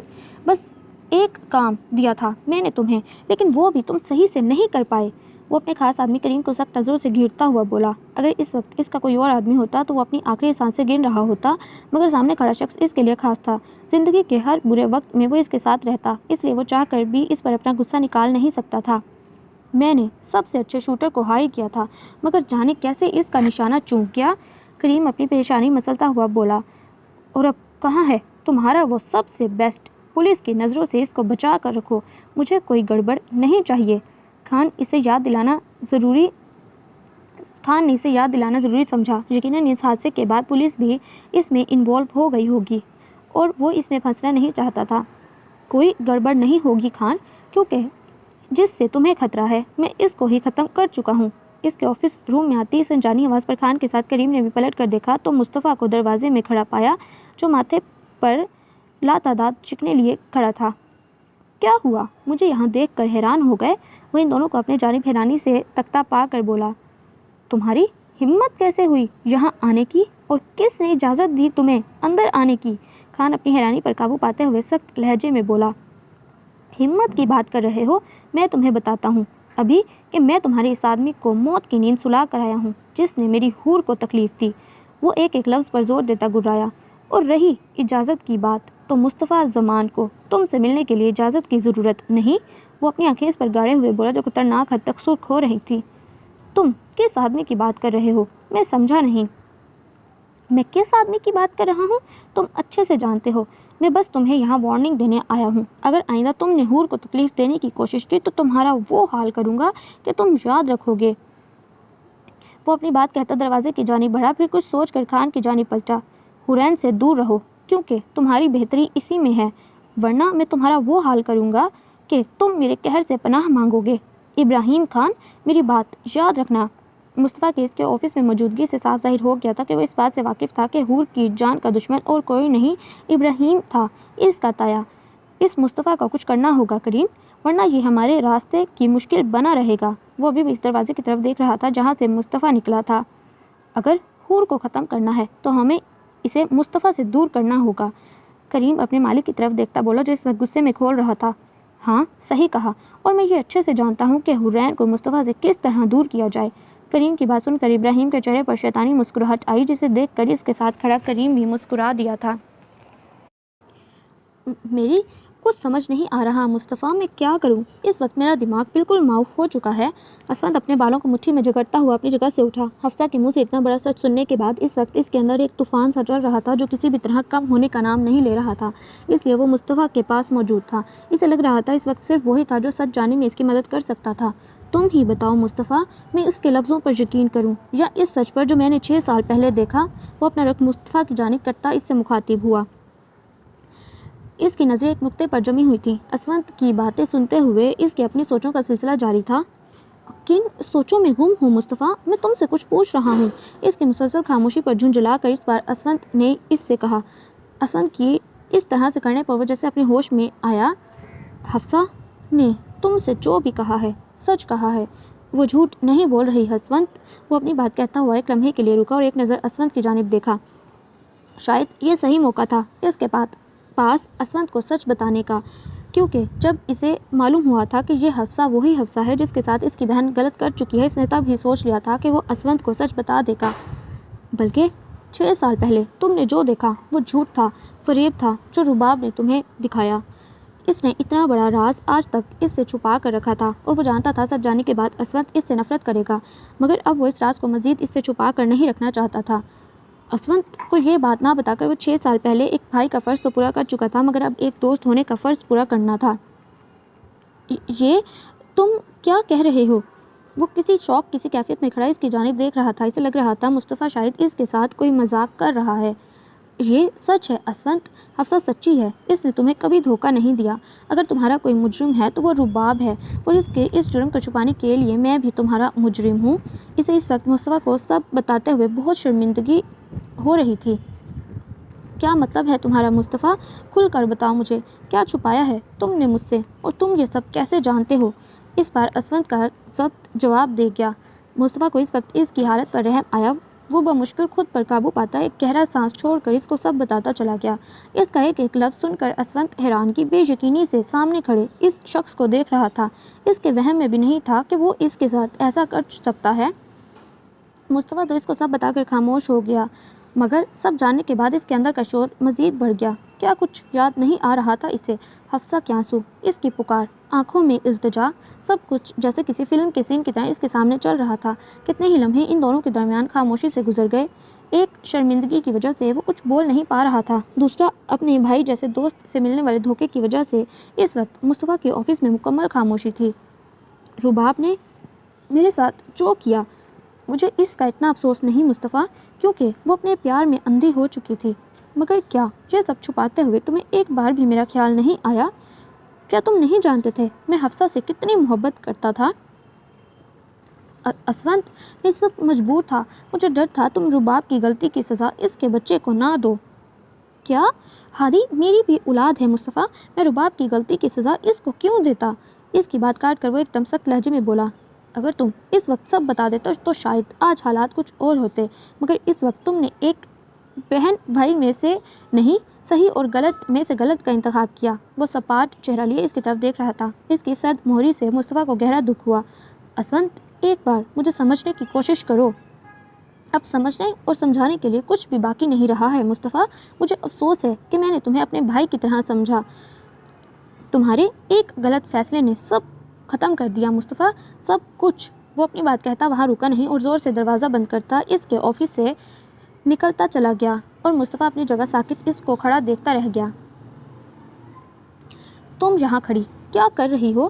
حورین، تمہیں ڈاکٹر نے آرام کے لیے بولا ہے، تمہیں آرام کرنا چاہیے۔ وہ جیسے ہی کمرے میں داخل ہوا، حور کو وارڈروب کے پاس کھڑا دیکھ کر ناراضگی سے بولتا اس کے پاس آیا، مگر وہ اس کی بات اور اس کی موجودگی کو ایسے ہی نظر انداز کے وارڈروب میں منہ دیے کھڑی رہی۔ یہ تم کیا کر رہی ہو؟ اپنے کپڑے کیوں نکال رہی ہو؟ جب سے وہ ہسپتال سے واپس آئی تھی اس کو نظر انداز کر رہی تھی۔ اس کو حورین کا یہ رویہ بالکل بھی پسند نہیں آ رہا تھا، اس کے دل کو تکلیف ہو رہی تھی۔ میں تم سے کچھ پوچھ رہا ہوں حور، جواب دو مجھے۔ اس بار وہ اس کی خاموشی پر جھنجھلا کر بولا اور ساتھ ہی سختی سے اس کے بازو کو اپنی گرفت میں لیا۔ آپ جو چاہتے تھے میں وہی کر رہی ہوں۔ جب آپ کے دل میں میرے لیے جگہ نہیں تو مجھے لگتا ہے مجھے اس کمرے سے چلے جانا چاہیے۔ کس کی اجازت سے تم اس روم سے جا رہی ہو؟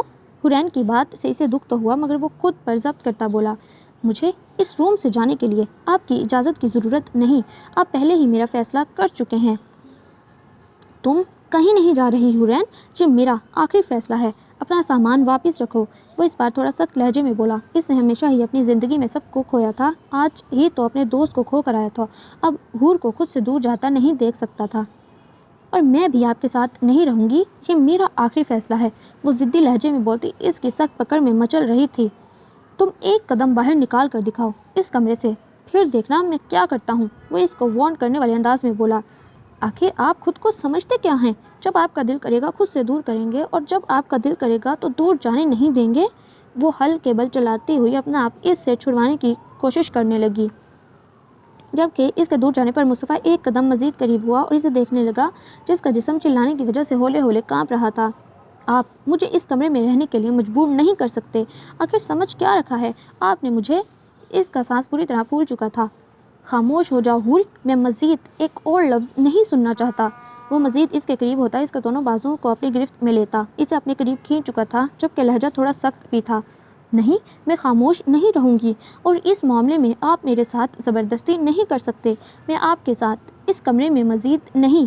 اس سے پہلے وہ کچھ بولتی مصطفیٰ دونوں کے درمیان فاصلہ ختم کرتا اس کی طرف جھک چکا تھا، لیکن اس گستاخی پر حورین نے سختی سے اپنی آنکھیں بند کر لیں اور اپنے کپ کپاتے ہاتھوں کو اس کے سینے پر رکھ کر دور کرنا چاہا، مگر اس کی اس مزاحمت پر مصطفیٰ کی گرفت میں نہیں بلکہ اس کے عمل میں سختی آئی۔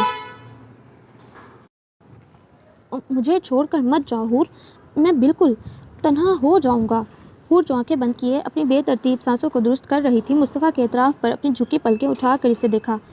پر یہ آپ کا ہی تو فیصلہ تھا، مجھے خود سے دور۔ اس بار بھی اس کا جملہ ادھورا رہ گیا کیونکہ وہ اس کو چپ کروا چکا تھا۔ وہ حور کے منہ سے دور جانے کا لفظ بھی سننا نہیں چاہ رہا تھا۔ اس بار اس کے عمل میں اتنی شدت تھی کہ حور کو اپنی ٹانگوں سے جان نکلتی محسوس ہوئی۔ مصطفیٰ، یہ آپ؟ شرم حیا کی وجہ سے اس سے بولا نہیں جا رہا تھا۔ اپنے تیزی سے دھڑکتے دل کو سنبھالے وہ مشکل بول پائی، میں آج اپنا لیا ہر فیصلہ بدل رہا ہوں حورین، کیونکہ میں تم سے دور نہیں رہ سکتا۔ تم میرے لیے بہت ضروری ہو، اتنا کہ میں تمہارے بغیر رہنے کا سوچ بھی نہیں سکتا۔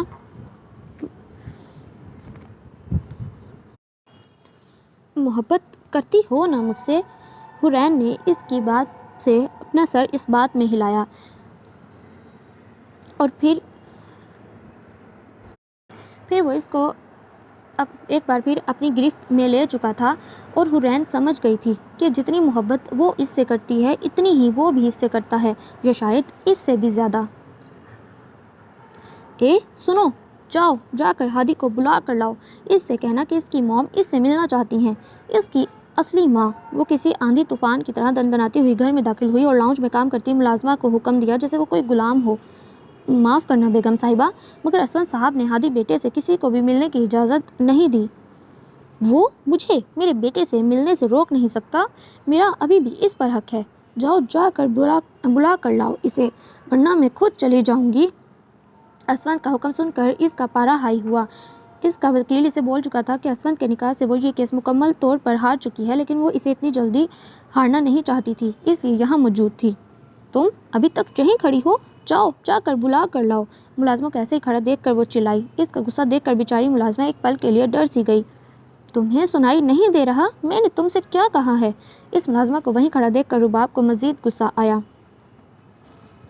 جب تمہیں بول دیا گیا ہے کہ ہادی کو انجان لوگوں سے ملنے کی اجازت نہیں، تو تم کیوں فضول میں اپنا وقت ضائع کر رہی ہو؟ رباب زمان شاہ.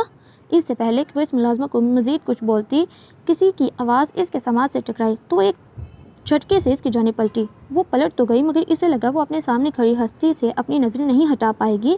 جانے کتنے ہی لمحے یوں بیت گئے. وہ یوں ہی پھٹی پھٹی آنکھوں سے اپنے سامنے کھڑی حفصہ کو دیکھ رہی تھی. تو تم یہاں کیا کر رہی ہو؟ اور تم ہوتی کون ہو مجھے میرے بیٹے سے ملنے سے روکنے والی؟ حفصہ کی اسود کے گھر میں موجودگی اس کے ذہن میں بہت سارے سوال کا جنم لے رہی تھے، جن کا جواب وہ جلد از جلد جاننا چاہتی تھی. کمال ہے، میرے ہی گھر میں کھڑی ہو کر تم مجھ سے سوال کر رہی ہو کہ میں یہاں کیا کر رہی ہوں، جبکہ یہ سوال تو مجھے تم سے کرنا چاہیے. حفصہ چہرے پر طنزیہ مسکراہٹ لیے بولتی ہوئی اس کے جانب بڑھی، جبکہ رباب کے چہرے کے بدلتے تاثرات اسے بہت سکون دے رہے تھے. کیا مطلب ہے تمہارا گھر؟ یہ میرے شوہر کا گھر ہے. میرا گھر؟ وہ اپنی کیفیت پر بمشکل قابو پاتے ہوئے ایک ایک لفظ پر زور دیتے ہوئے بولی، جسے سن کر حفصہ کا قہقہ پورے لاؤنج میں گونج اٹھا. ایک تو اس حفصہ کی اسود کے گھر میں موجودگی ہضم نہیں ہو رہی تھی، دوسرا اس کی بات پر اس طرح ہنسنا. رباب کو طیش دلا گیا. تمہاری میموری بہت ویک ہے رباب، یا شاید تمہیں بھولنے کی عادت ہے. خیر کوئی بات نہیں، میں تمہیں یاد دلا دیتی ہوں. وہ اپنی بات کہتی عین اس کے مقابل آ کھڑی ہوئی. اس وقت دونوں کی نظروں میں ایک دوسرے کے لیے نفرت تھی. یہ گھر تمہارا تھا، اب نہیں ہے، اور اسی طرح اسود تمہارا شوہر تھا اور اب نہیں ہے، اس لیے اب تمہارا اس گھر پر اور اسود پر کوئی حق نہیں. وہ ایک ایک لفظ پر زور دیتی بول رہی تھی. اگر یہ گھر میرا نہیں ہے تو تمہارا بھی نہیں ہے. جب اسود آئے گا تو وہ تمہیں بھی اس گھر میں ایک لمحے بھی کھڑا ہونے نہیں دے گا. وہ اس بار چہرے پر عجیب سی مسکراہٹ لیے اس کی طرف دیکھ رہی تھی. وہ اب تک حفصہ اور اسود کے نکاح کی بات سے بے خبر تھی، اس لیے شاید اپنی غلط فہمی میں خوش ہو رہی تھی. تم آج تک اسی غلط فہمی میں مبتلا ہو رباب کہ تم اسود کی زندگی سے مجھے نکال چکی ہو. کوئی بات نہیں، تمہاری یہ غلط فہمی بھی دور ہو جائے گی. آنے دو اسود کو، پھر دیکھ لینا کہ وہ کس کو اس گھر سے باہر کرتا ہے اور کس کو نہیں. حفصہ اس بار کھل کر مسکرائی. کیا مطلب ہے تمہارا؟ کس غلط فہمی کی بات کر رہی ہو تم؟ اس بار حفصہ کی باتوں سے اسے تشویش محسوس ہوئی. مطلب یہ کہ تمہارے چاہنے سے کچھ نہ ہوا اور نہ ہوگا، کیونکہ ہوگا وہی جو اللہ کو منظور ہوگا. اور دیکھو، 6 سال پہلے تم نے مجھے اسود کی زندگی سے نکالا تھا، اور آج 6 سال بعد میں اس کی بیوی کی حیثیت سے تمہارے سامنے موجود ہوں. حفصہ اپنی بات کہہ کر خاموش ہو گئی، مگر رباب کو اپنے آس پاس دھماکے ہوتے محسوس ہوئے. نہیں، یہ جھوٹ ہے. تم جھوٹ بول رہی ہو. ایسا کیسے ممکن ہے؟ وہ تم سے شادی نہیں کر سکتا. ایسا ہو چکا ہے رباب زمان شاہ. تمہاری وجہ سے میں اسود سے الگ ہوئی، اور آج تمہاری ہی وجہ سے میں اس سے پھر سے مل گئی. مجبوری میں ہی صحیح، مگر وہ مجھ سے رشتہ توڑ چکا ہے. وہ اپنے سینے پر دونوں ہاتھ باندھے اسے تک رہی تھی. رباب کی حالت دیکھ کر اسے اپنے اندر سکون سا اترتا محسوس ہوا. وہ تم سے رشتہ تو جوڑ چکا ہے، مگر یاد رکھنا وہ تمہاری بات پر کبھی یقین نہیں کرے گا، اس لیے زیادہ خوش مت ہو. تم کبھی اسود کی محبت کو حاصل نہیں کر پاؤ گی. مجھے میرے اللہ پر یقین ہے، جس نے میرا یہاں تک ساتھ دیا وہ آگے بھی ساتھ دے گا اور میری مدد کرے گا. رہی بات تمہاری، تو پلیز اب تم میرے گھر سے چلی جاؤ. میرے شوہر آنے والے ہوں گے اور یقیناً تمہاری یہاں موجودگی انہیں پسند نہیں آئے گی. وہ اس انداز میں بولی کہ رباب کے پورے تن بدن میں آگ لگ گئی. وہ یہاں کھڑے رہ کر اس لڑکی سے اپنی بے عزتی نہیں کروا سکتی تھی، جسے وہ اپنے بات کرنے کے قابل بھی نہیں سمجھتی تھی. اس لیے وہ ایک نفرت بھری نظر حفصہ پر ڈالتی تیزی سے وہاں سے نکلتی چلی گئی. ماضی خان، ابھی یہ سب کرنا ٹھیک نہیں ہوگا، کیونکہ اگر آپ نے کوئی غلطی کی تو اس بار سب کا شک یقین میں بدل جائے گا. کریم اپنے مالک کا اگلا حکم سنتے ہی پریشانی سے بولا. وہ سالوں سے اس کا وفادار تھا اور وہ نہیں چاہتا تھا کہ اس کا مالک اپنی غلطی کی وجہ سے کسی بھی پریشانی میں مبتلا ہو. تو تم کیا چاہتے ہو کریم؟ میں خاموشی سے بیٹھا دیکھتا رہوں؟ کریم کی بات سن کر ابراہیم خان غصے میں اپنی جگہ سے کھڑا ہوتا اس کے مقابل آ کھڑا ہوا اور سخت نظروں سے اس کو گھورنے لگا، جس پر کریم بس خاموشی سے اپنے مالک کو دیکھتا رہ گیا۔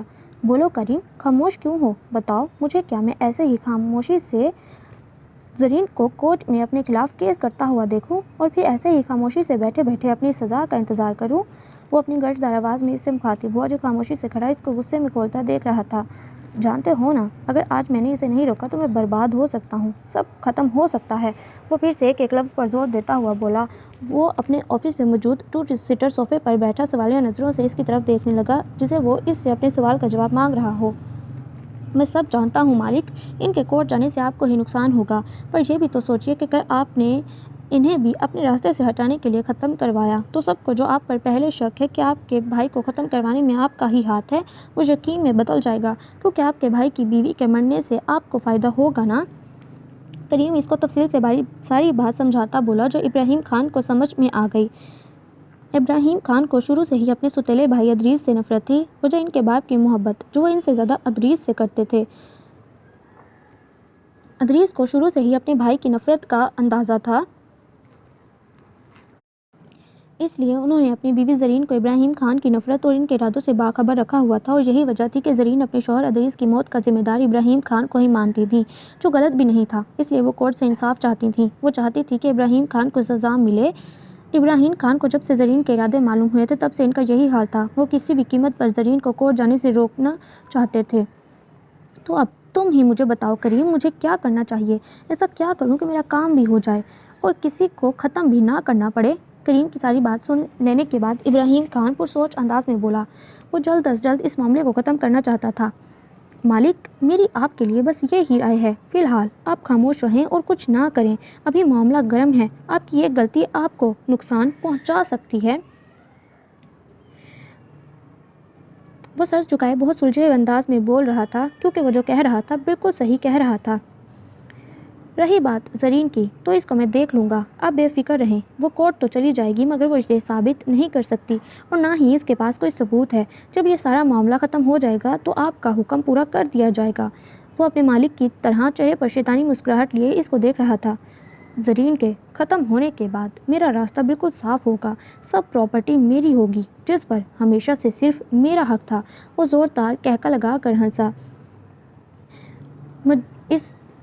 جب اسے اپنے روم کے باہر کسی کی موجودگی کا احساس ہوا، اس نے کریم کو اشارہ کیا جس پر وہ دروازے کی جانب بڑھا، مگر اس سے پہلے کہ وہ دیکھتا کون ہے کوئی تیزی سے وہاں سے بھاگا۔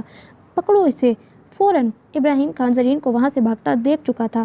زرین جو یہاں اپنے وکیل کے ساتھ ابراہیم خان کو آخری وارننگ دینے آئی تھی، وہ اپنا گناہ قبول کر لے مگر اس کے وکیل کو آنے میں ٹائم لگتا، اس لیے وہ اس کا انتظار کرنے لگی، مگر ان دونوں کی باتیں سن کر وہ دروازے میں ہی رک گئی۔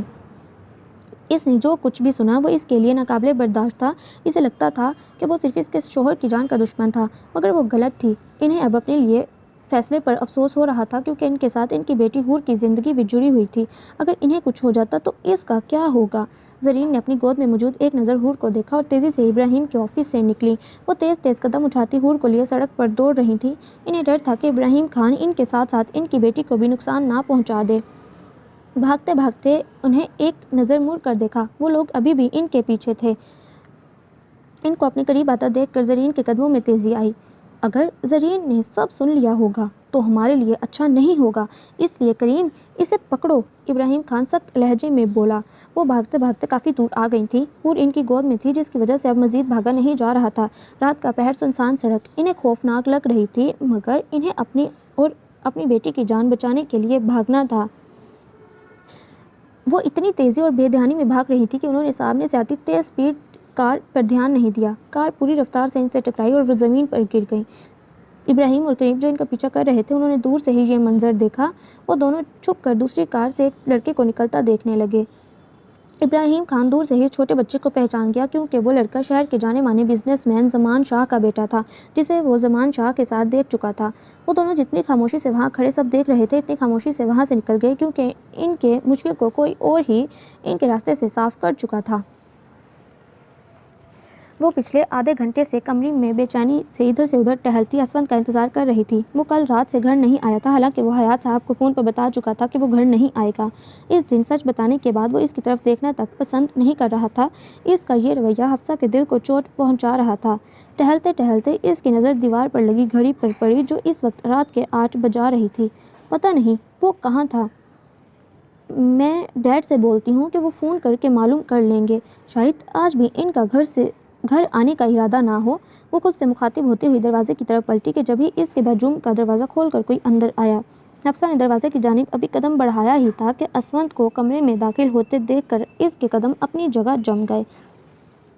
اسونت بھی حفصہ کو دیکھ کر ایک جگہ جم سا گیا۔ دونوں کچھ فاصلے پر کھڑے بس خاموشی سے ایک دوسرے کو تک رہے تھے۔ حفصہ کی آنکھوں میں اپنے لیے شکوہ دیکھ کر آج پہلی بار اسونت نظریں چرا گیا۔ اس وقت وہ شرمندگی کی وجہ سے اس کی آنکھوں میں دیکھ بھی نہیں پا رہا تھا۔ اس کو لگا کہ اپنی اس غلطی کا ازالہ وہ معافی مانگ کر ہی کر سکتا ہے۔ وہ کتنی بڑی غلطی کر چکا ہے۔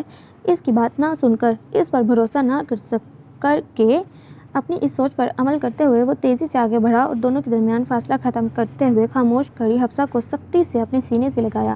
اس نے حفصہ کے گرد اپنے مضبوط بازوؤں کا حصار سختی سے باندھ لیا۔ اسونت کی اس حرکت کی توقع حفصہ کو نہیں تھی۔ مجھے معاف کر دو حفصہ، میں بہت برا انسان ہوں، میں نے بہت غلط کیا، تمہاری بات نہ سن کر، تم پر شک کر کے۔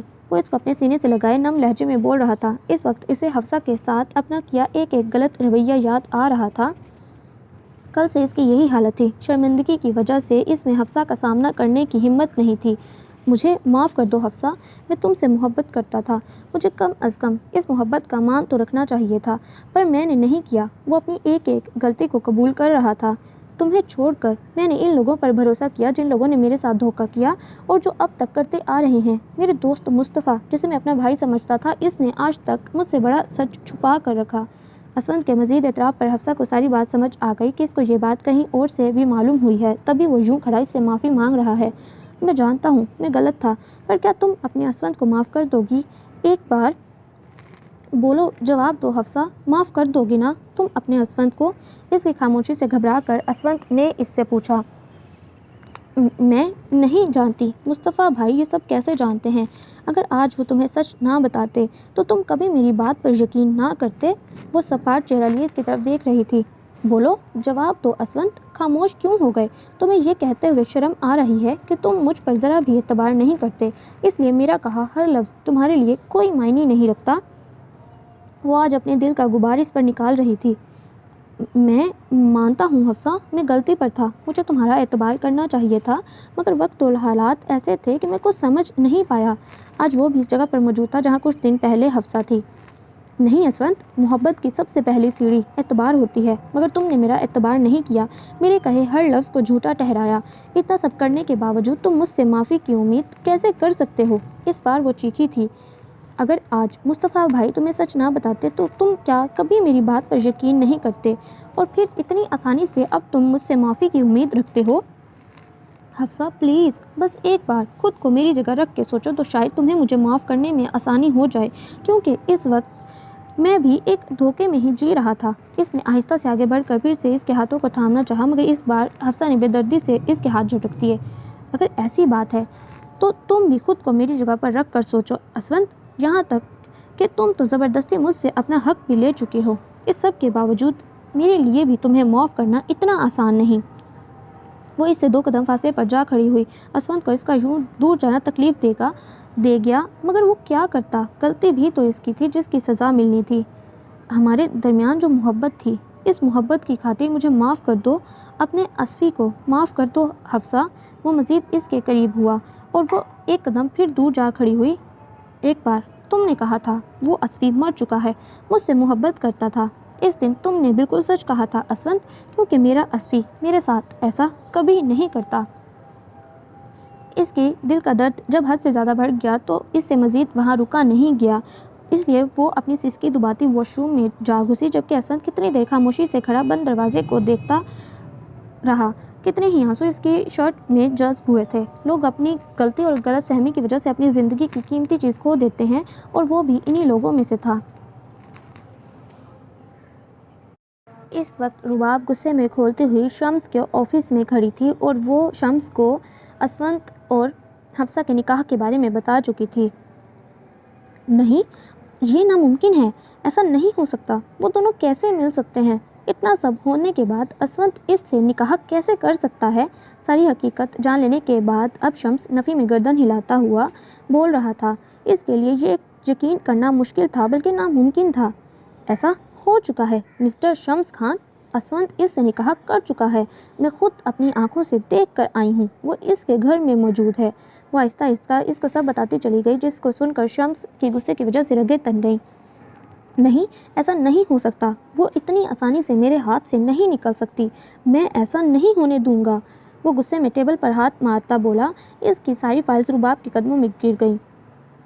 ایسا ہو نہیں سکتا بلکہ ہو چکا ہے، وہ بہت آسانی سے نہ صرف تمہارے ہاتھ سے نکل گئی بلکہ اتنی ہی آسانی سے اسونت کی زندگی میں شامل ہو چکی ہے۔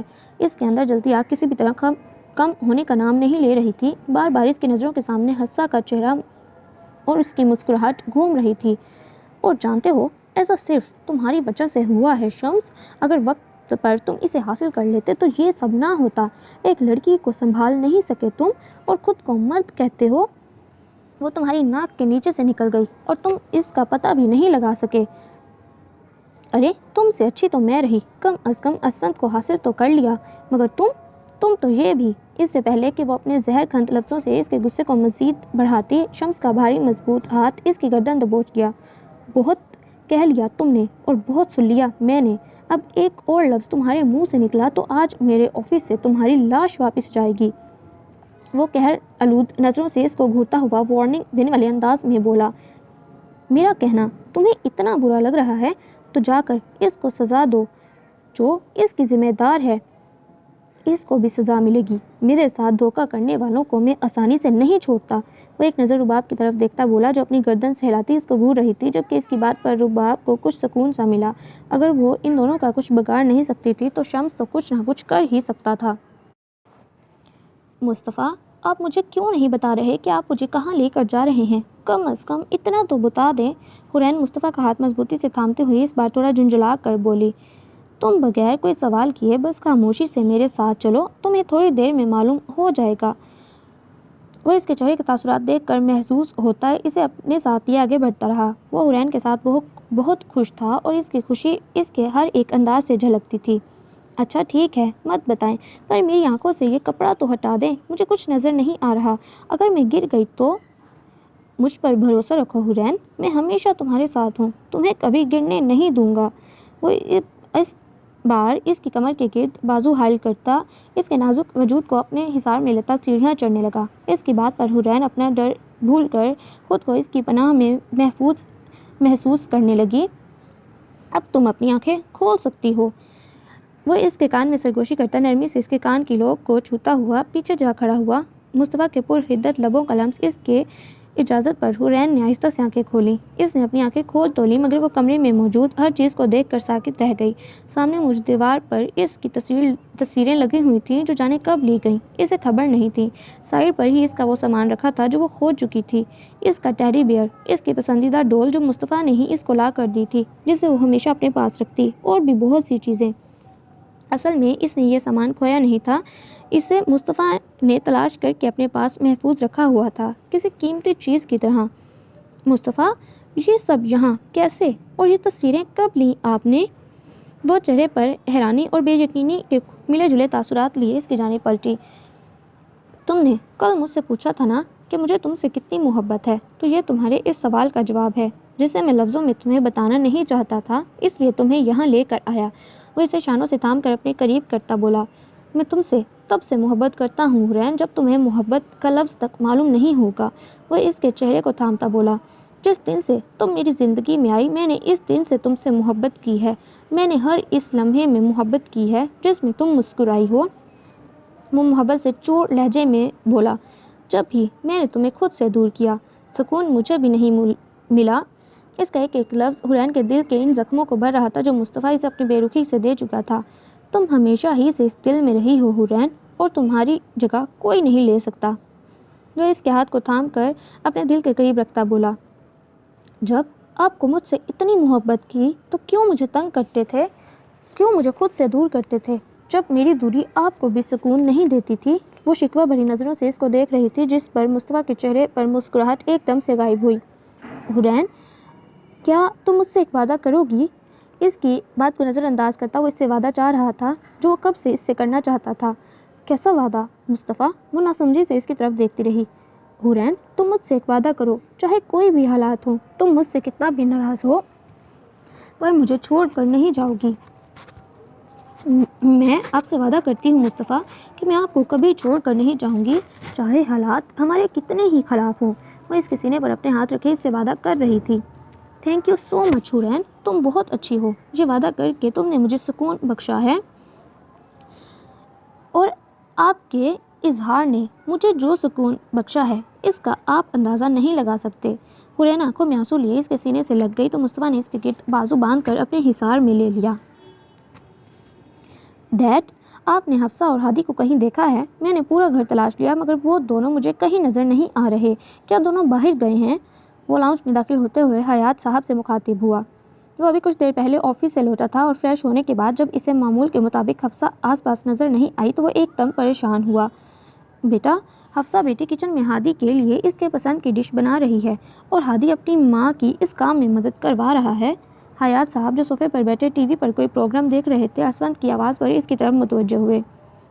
وہ بہت پہلے ہی اسونت کی آنکھوں میں حفصہ کے لیے محبت دیکھ چکے تھے۔ میں ذرا دیکھ کر آتا ہوں، دونوں ماں بیٹا مل کر کیا بنا رہے ہیں، آپ اپنا پروگرام دیکھیے۔ حیات صاحب کی بات سن کر ایک سکون سا اس کے اندر اترا۔ حفصہ ہمیشہ کی طرح اس کے بیٹے کو بہت اہمیت دے رہی تھی، ایک ماں کی طرح اس کے نخرے اٹھا رہی تھی۔ واہ ماما، یہ پاستا تو بہت ٹیسٹی بنا ہے، آپ کے ہاتھوں میں تو میجک ہے، میں سارا کھا جاؤں گا۔ ابھی اس نے کچن کی دہلیز پر قدم رکھا ہی تھا جب ہادی کی خوشی سے چہکتی ہوئی آواز اس کے سماعتوں سے ٹکرائی۔ ہادی سلیب پر بیٹھا ہوا پاستا کھا رہا تھا جبکہ حفصہ اس کے قریب ہی کھڑی تھی۔ سارا ہی کھا لینا، یہ سب میں نے اپنے بیٹے کے لیے بنایا ہے، اگر تمہیں اور چاہیے تو میں اور بھی بنا دوں گی۔ وہ بہت محبت سے اس کے بالوں میں ہاتھ چلاتی ہوئی بول رہی تھی۔ سب بیٹے کے لیے ہی بنایا ہے، شوہر کا کچھ خیال ہے بھائی یا نہیں؟ میں بھی پورے دن کا بھوکا گھر لوٹا ہوں۔ وہ ان دونوں کو مخاطب کرتا کچن میں داخل ہوا، آہستہ سے قدم اٹھاتا ان دونوں کے قریب آ کھڑا ہوا، جبکہ ابھی تھوڑی دیر پہلے حفصہ کے چہرے پر ہادی سے بات کرتے جو مسکراہٹ تھی وہ اسونت کی موجودگی میں ایک دم سمٹ گئی۔ اسے دکھ ہوا تھا، وہ کتنی کوشش کر رہا تھا اس سے معافی مانگنے کی مگر وہ اسے معاف نہیں کر رہی تھی۔ ڈیڈ، آپ لیٹ آئے ہیں، ماما نے پاستا اتنے مزے کا بنایا کہ میں نے سارا ختم کر دیا، لیکن کوئی بات نہیں، ماما آپ کے لیے بھی بنا دیں گی نا ماما؟ آپ کے ڈیڈی کو پاستا پسند نہیں ہے، وہ کھانا کھائیں گے، اور آپ جاؤ اپنے روم میں یہاں کا کام ختم کر لوں، پھر میں آپ کے ساتھ گیم کھیلوں گی۔ وہ ہادی کی بات پر بولی۔ اسونت کی خود پر جمی نظروں کو نظر انداز کیے وہ ہادی کو ٹالتے ہوئے اس کو نیچے اتارنے لگی۔ اوکے ماما، میں آپ کا انتظار کروں گا، اور ڈیڈ آپ بھی پاستا کھانا شروع کر دیں، ماما بہت مزے کا بناتی ہیں، وہ خوشی سے چہکتا بولا۔ میں تو کھانے کو تیار ہوں، بس کوئی بنا کر کھلانے والا بھی تو ہو، وہ ایک ٹھنڈی آہ بھرتا بولا، جس پر ہادی ناسمجھی سے باپ کو دیکھتا کچن سے نکل گیا۔ ہادی کے جانے کے بعد حفصہ برتن اٹھانے کے لیے آگے بڑھی تو اسونت اس کی کلائی تھام کر روک چکا تھا۔ اسونت، ہاتھ چھوڑو میرا۔ اس کا اجنبی لہجہ اسونت کو تکلیف دے گیا۔ وہ اس کی معافی کا طلبگار تھا اور تب تک چین سے بیٹھنے والا نہیں تھا جب تک وہ اسے معاف نہ کر دیتی۔ میں جانتا ہوں حفصہ، میں یہ کہنے کا حق نہیں رکھتا کہ مجھے تمہارا یہ رویہ تکلیف دے رہا ہے، کیونکہ تم میرے اس سے بھی زیادہ برے رویے کو برداشت کر چکی ہو، مگر اسونت اس کو دونوں بازوؤں سے تھام کر اپنے قریب کرتا بولا۔ اس کے لہجے میں گہرا دکھ تھا۔ مگر کیا اسونت، مگر کیا؟ اگر تمہیں میرے رویے سے اتنی تکلیف ہو رہی ہے تو کیوں بار بار معافی مانگنے آ جاتے ہو؟ مت آؤ، کیونکہ میں تمہیں معاف نہیں کروں گی۔ وہ اپنے آپ کو مضبوط ظاہر کرتے اپنے بازوؤں کو آزاد کرانے کی کوشش کرنے لگی، مگر اسونت اتنی آسانی سے چھوڑنے کے موڈ میں نہیں تھا۔ میں تب تک تم سے معافی مانگتا رہوں گا جب تک تم مجھے معاف نہیں کر دیتی، چاہے تم میرے ساتھ کتنا برا رویہ ہی کیوں نہ اختیار کرو، میں پھر بھی تم سے معافی حاصل کر کے رہوں گا۔ اس کی باتیں حفصہ کا دل پگھلا رہی تھیں۔ وہ جانتی تھی دھوکہ اسے بھی ملا تھا، پر ایک بار وہ اس کی بات تو سنتا تب اس کو اتنا برا نہیں لگتا جتنا برا اسے اسونت کی بے اعتباری سے لگا۔ اسونت، پلیز مجھے جانے دو، اب ان سب باتوں کا کوئی فائدہ نہیں۔ وہ اس کی طرف دیکھے بغیر بول رہی تھی کیونکہ اسے لگ رہا تھا کہ اگر وہ اس کی آنکھوں میں التجا دیکھ لے گی تو سب بھول جائے گی۔ یہ تم میری آنکھوں میں دیکھ کر بولو۔ اس بار وہ اپنا ایک بازو اس کی کمر کے گرد حائل کر چکا تھا۔ اسونت کیا کر رہے ہو؟ چھوڑو مجھے، کوئی آ جائے گا۔ تم ڈر کیوں رہی ہو؟ میں شوہر ہوں تمہارا، یا تمہیں میری قربت پریشان کر رہی ہے؟ اس کی گھبراہٹ سے وہ لطف اندوز ہوتا دل کوئی شرارت کرنے پر آمادہ تھا۔ اسونت فالتو باتیں مت کرو اور چھوڑو مجھے، ورنہ میں اسونت کے گرم سانسیں اپنے چہرے پر محسوس کر کے اس کا جملہ منہ میں ہی رہ گیا۔ ورنہ کیا؟ وہ چیلنج کرتی نگاہوں سے اس کو دیکھتا مزید اس کے چہرے کے قریب ہوا اور اب کی بار اس کے ناک میں موجود لونگ پر اس نے اپنے لب رکھے۔ ورنہ میں شور کروں گی اور پھر سب یہاں آ جائیں گے۔ وہ اس کو اپنی دھمکی سے ڈرا رہی تھی مگر سامنے والے پر کہاں اثر ہونا تھا۔ بلا لو، میں کسی سے نہیں ڈرتا، میں اپنی بیوی کے ساتھ رومانس کر رہا ہوں، کسی غیر کے ساتھ نہیں جو ڈروں گا۔ اس سے پہلے کہ وہ مزید آگے بڑھتا حفصہ نے اپنی پوری طاقت لگا کر اسے پیچھے دھکیلا۔ بس یہ سب بند کرو اسونت، تمہیں کیا لگتا ہے یہ سب کرنے سے میں تمہیں معاف کر دوں گی؟ وہ گہرے گہرے سانس لیتی اس سے فاصلے پر جا کھڑی ہوئی۔ حفصہ یہ میری محبت ہے، کوئی دکھاوا نہیں۔ اس کا لہجہ ٹوٹا ہوا تھا۔ میں مانتا ہوں میں غلط تھا، پر ایک بار حفصہ تم خود کو میری جگہ رکھ کر سوچو۔ وہ اس کی طرف دیکھتا ہوا بولا، تم سے میری ریکویسٹ ہے حفصہ، ایک مرتبہ پلیز تم میری جگہ خود کو رکھ کر سوچو، تمہیں معاف کرنے میں آسانی ہوگی۔ وہ اپنی بات کہتا وہاں سے نکل گیا جبکہ اس کے جانے کے بعد حفصہ روتی ہوئی وہیں زمین پر بیٹھتی چلی گئی۔ اسونت پلیز کم از کم ایک بار میری کال تو اٹھا لو، بس ایک بار۔ وہ اپنا فون بیڈ پر پھینک کر پریشانی سے بولتا ہوا بیڈ پر آ بیٹھا۔ وہ بار بار اپنے بالوں میں ہاتھ چلا رہا تھا۔ آپ زیادہ پریشان نہ ہوں مصطفیٰ، اس وقت اسونت بھائی غصے میں ہیں، جب ان کا غصہ کم ہوگا تب وہ آپ کی بات ضرور سنیں گے۔ پتہ نہیں حورین اس کا غصہ کم ہوگا بھی یا نہیں۔ میں نے جو اسے اتنا بڑا دھوکہ دیا، اس کے بعد مجھے نہیں لگتا وہ میری شکل بھی دیکھنا چاہے گا، کیونکہ جو رباب نے اس کے ساتھ کیا میں نے بھی اس کے ساتھ وہی کیا ہے۔ رشتے اتنی آسانی سے ختم نہیں ہوتے مصطفیٰ، ویسے بھی آپ دونوں کے بیچ اتنا گہرا رشتہ ہے۔ اسونت بھائی ابھی پریشان ہیں، جب وہ آپ کی مجبوری کو سمجھیں گے تو وہ خود آپ کے پاس آئیں گے، کیونکہ آپ نے ان کے ساتھ جو کیا، وہ رباب آپ ہی نے جو کیا، اس میں بہت فرق ہے۔ آپ غلط نہیں تھے، یہ بات اسونت بھائی سمجھ جائیں گے۔ وہ بہت محبت سے اس کو سمجھا رہی تھی۔ حورین اگر تم اس وقت میرے ساتھ نہ ہوتی تو میں بہت اکیلا ہو جاتا، مجھے کبھی چھوڑ کر مت جانا، وہ شدت جذبات سے کہہ رہا تھا، اور اس نے اس کو اپنے سینے سے لگایا، اس کی خوشبو کو اپنے اندر اتارتا سکون سا محسوس کرنے لگا۔ میں ہمیشہ آپ کے پاس رہوں گی مصطفیٰ، کیونکہ میری دنیا آپ سے شروع ہوتی ہے اور آپ پر ہی ختم ہوتی ہے۔ حورین اس کے سینے سے لگی ہمیشہ کی طرح اپنی محبت کا اعتراف کر رہی تھی۔ اچھا چلیں، چھوڑیں یہ باتیں، آپ جلدی سے فریش ہو کر آئیں، میں کھانا لگواتی ہوں۔ وہ اس سے جدا ہوتے ہوئے تھوڑی خوشگوار موڈ میں اپنی جگہ سے اٹھنے لگی جب مصطفیٰ نے اس کا ہاتھ تھام کر اسے بٹھایا۔ نہیں رہنے دو، مجھے بھوک نہیں ہے، آج میٹنگ تھی آفس سے باہر تو وہیں ان لوگوں کے ساتھ ڈنر کر کے آیا ہوں۔ وہ محبت بھری نظروں سے اس کو دیکھتا ہوا بولا، پر میرا دل میٹھا کھانے کا ہے۔ اس بار وہ اپنے چہرے کو اس کے چہرے کے قریب لاتا معنی خیزی سے بولا، ٹھیک ہے میں آپ کے لیے کھیر لے کر آتی ہوں، خاص آپ کے لیے بنائی ہے، آپ کو پسند آئے گی۔ نہیں مجھے کھیر کی طلب نہیں۔ کیوں؟ پر کھیر تو آپ کی پسندیدہ ڈش ہے، اس سے بھی زیادہ میٹھا کیا ہو سکتا ہے؟ آئس کریم لے کر آؤں آپ کے لیے؟ وہ پرجوش انداز میں بولی۔ نہیں مجھے آج میٹھے میں نہ ہی کوئی کھیر چاہیے نہ ہی کوئی آئس کریم۔ وہ شرارت سے اس کی طرف دیکھ رہا تھا۔ تو پھر کیا چاہیے؟ اس سے پہلے کہ وہ کوئی گستاخی کرتا حورین ایک دم سے پیچھے کو ہوئی۔ اس کو اس طرح پیچھے دیکھ کر مصطفیٰ کو ایک دم غصہ آیا۔ مصطفیٰ پلیز آپ ناراض مت ہوں، ایک بار میری بات۔ حورین میں تمہارا شوہر ہوں، کوئی غیر نہیں جو تم ہر بار اس طرح ریئیکٹ کرتی ہو، اس لیے تم پہلے اپنا مائنڈ اچھی طرح سیٹ کر لو، پھر اس کے بعد میں تمہاری بات سنوں گا۔ وہ ناراضگی سے کہتا واش روم میں جا گھسا جبکہ اس کے سخت رویے پہ حورین کی پلکیں نم ہوئیں۔ وہ اس کی شرم و حیا کو اس کا گریز سمجھ رہا تھا، وہ اپنی کیفیت کو اس کو کس طرح سمجھائے، وہ سمجھ نہیں پا رہی تھی۔ تم تم یہاں میرے آفس میں کیا کر رہے ہو اور کس کی اجازت سے تم اندر آ گئے؟ شمس جو اپنے آفس میں بیٹھا کوئی فائل دیکھ رہا تھا، روم میں کسی کو موجودگی کو محسوس کر کے جیسے ہی گردن اٹھائی، سامنے کھڑے شخص کو دیکھ کر اس کے ماتھے پر بل پڑے۔ اسونت یار خان کو تم سے ملنے کے لیے اجازت کی ضرورت نہیں چاہیے، یہ آفس تمہارا ہی کیوں نہ ہو چاہے۔ وہ سختی سے اس کو گھورتا بولا، تم شرافت سے میرے آفس سے نکل جاؤ، اس سے پہلے کہ میں اپنے گارڈ کو بلاؤں۔ اسونت آرام سے ٹانگ پر ٹانگ رکھے بیٹھا اس کے بگڑے تیور دیکھ رہا تھا۔ جب تک میں اپنی بات نہیں کر لیتا تمہارا گارڈ بھی مجھے یہاں سے نکال نہیں سکتا، چاہے تو آزما کر دیکھ لو۔ اس کا ٹھنڈا لہجہ شمس کا خون کھلا گیا۔ تم جس بھی بارے میں بات کرنا چاہتے ہو جلدی کرو اور یہاں سے نکلو۔ وہ اپنی جگہ پر بیٹھتا اس کی طرف دیکھتے بولا، مجھے نہیں لگتا کہ مجھے تمہیں یہ بتانے کی ضرورت ہے کہ میں اس وقت یہاں کیوں موجود ہوں۔ وہ ٹیبل پر دونوں ہاتھ رکھ کر اس کی جانب جھکتا بولا، اس وقت اس کا بس نہیں چل رہا تھا وہ سامنے بیٹھے اس شخص کو گولی مار کر ختم کر لے۔ اسی لیے جو میں کہوں گا ذرا غور سے سننا اور میرے ایک ایک لفظ کو اپنے دماغ میں اچھی طرح محفوظ کر لینا، کیونکہ میں اپنی بار بار دہرانے کا عادی نہیں۔ وہ اس وقت غصے میں اس کو گھور رہا تھا اور اس کی آنکھیں لال ہو گئی تھیں۔ تم کس بارے میں بات کر رہے ہو؟ میں کچھ سمجھا نہیں۔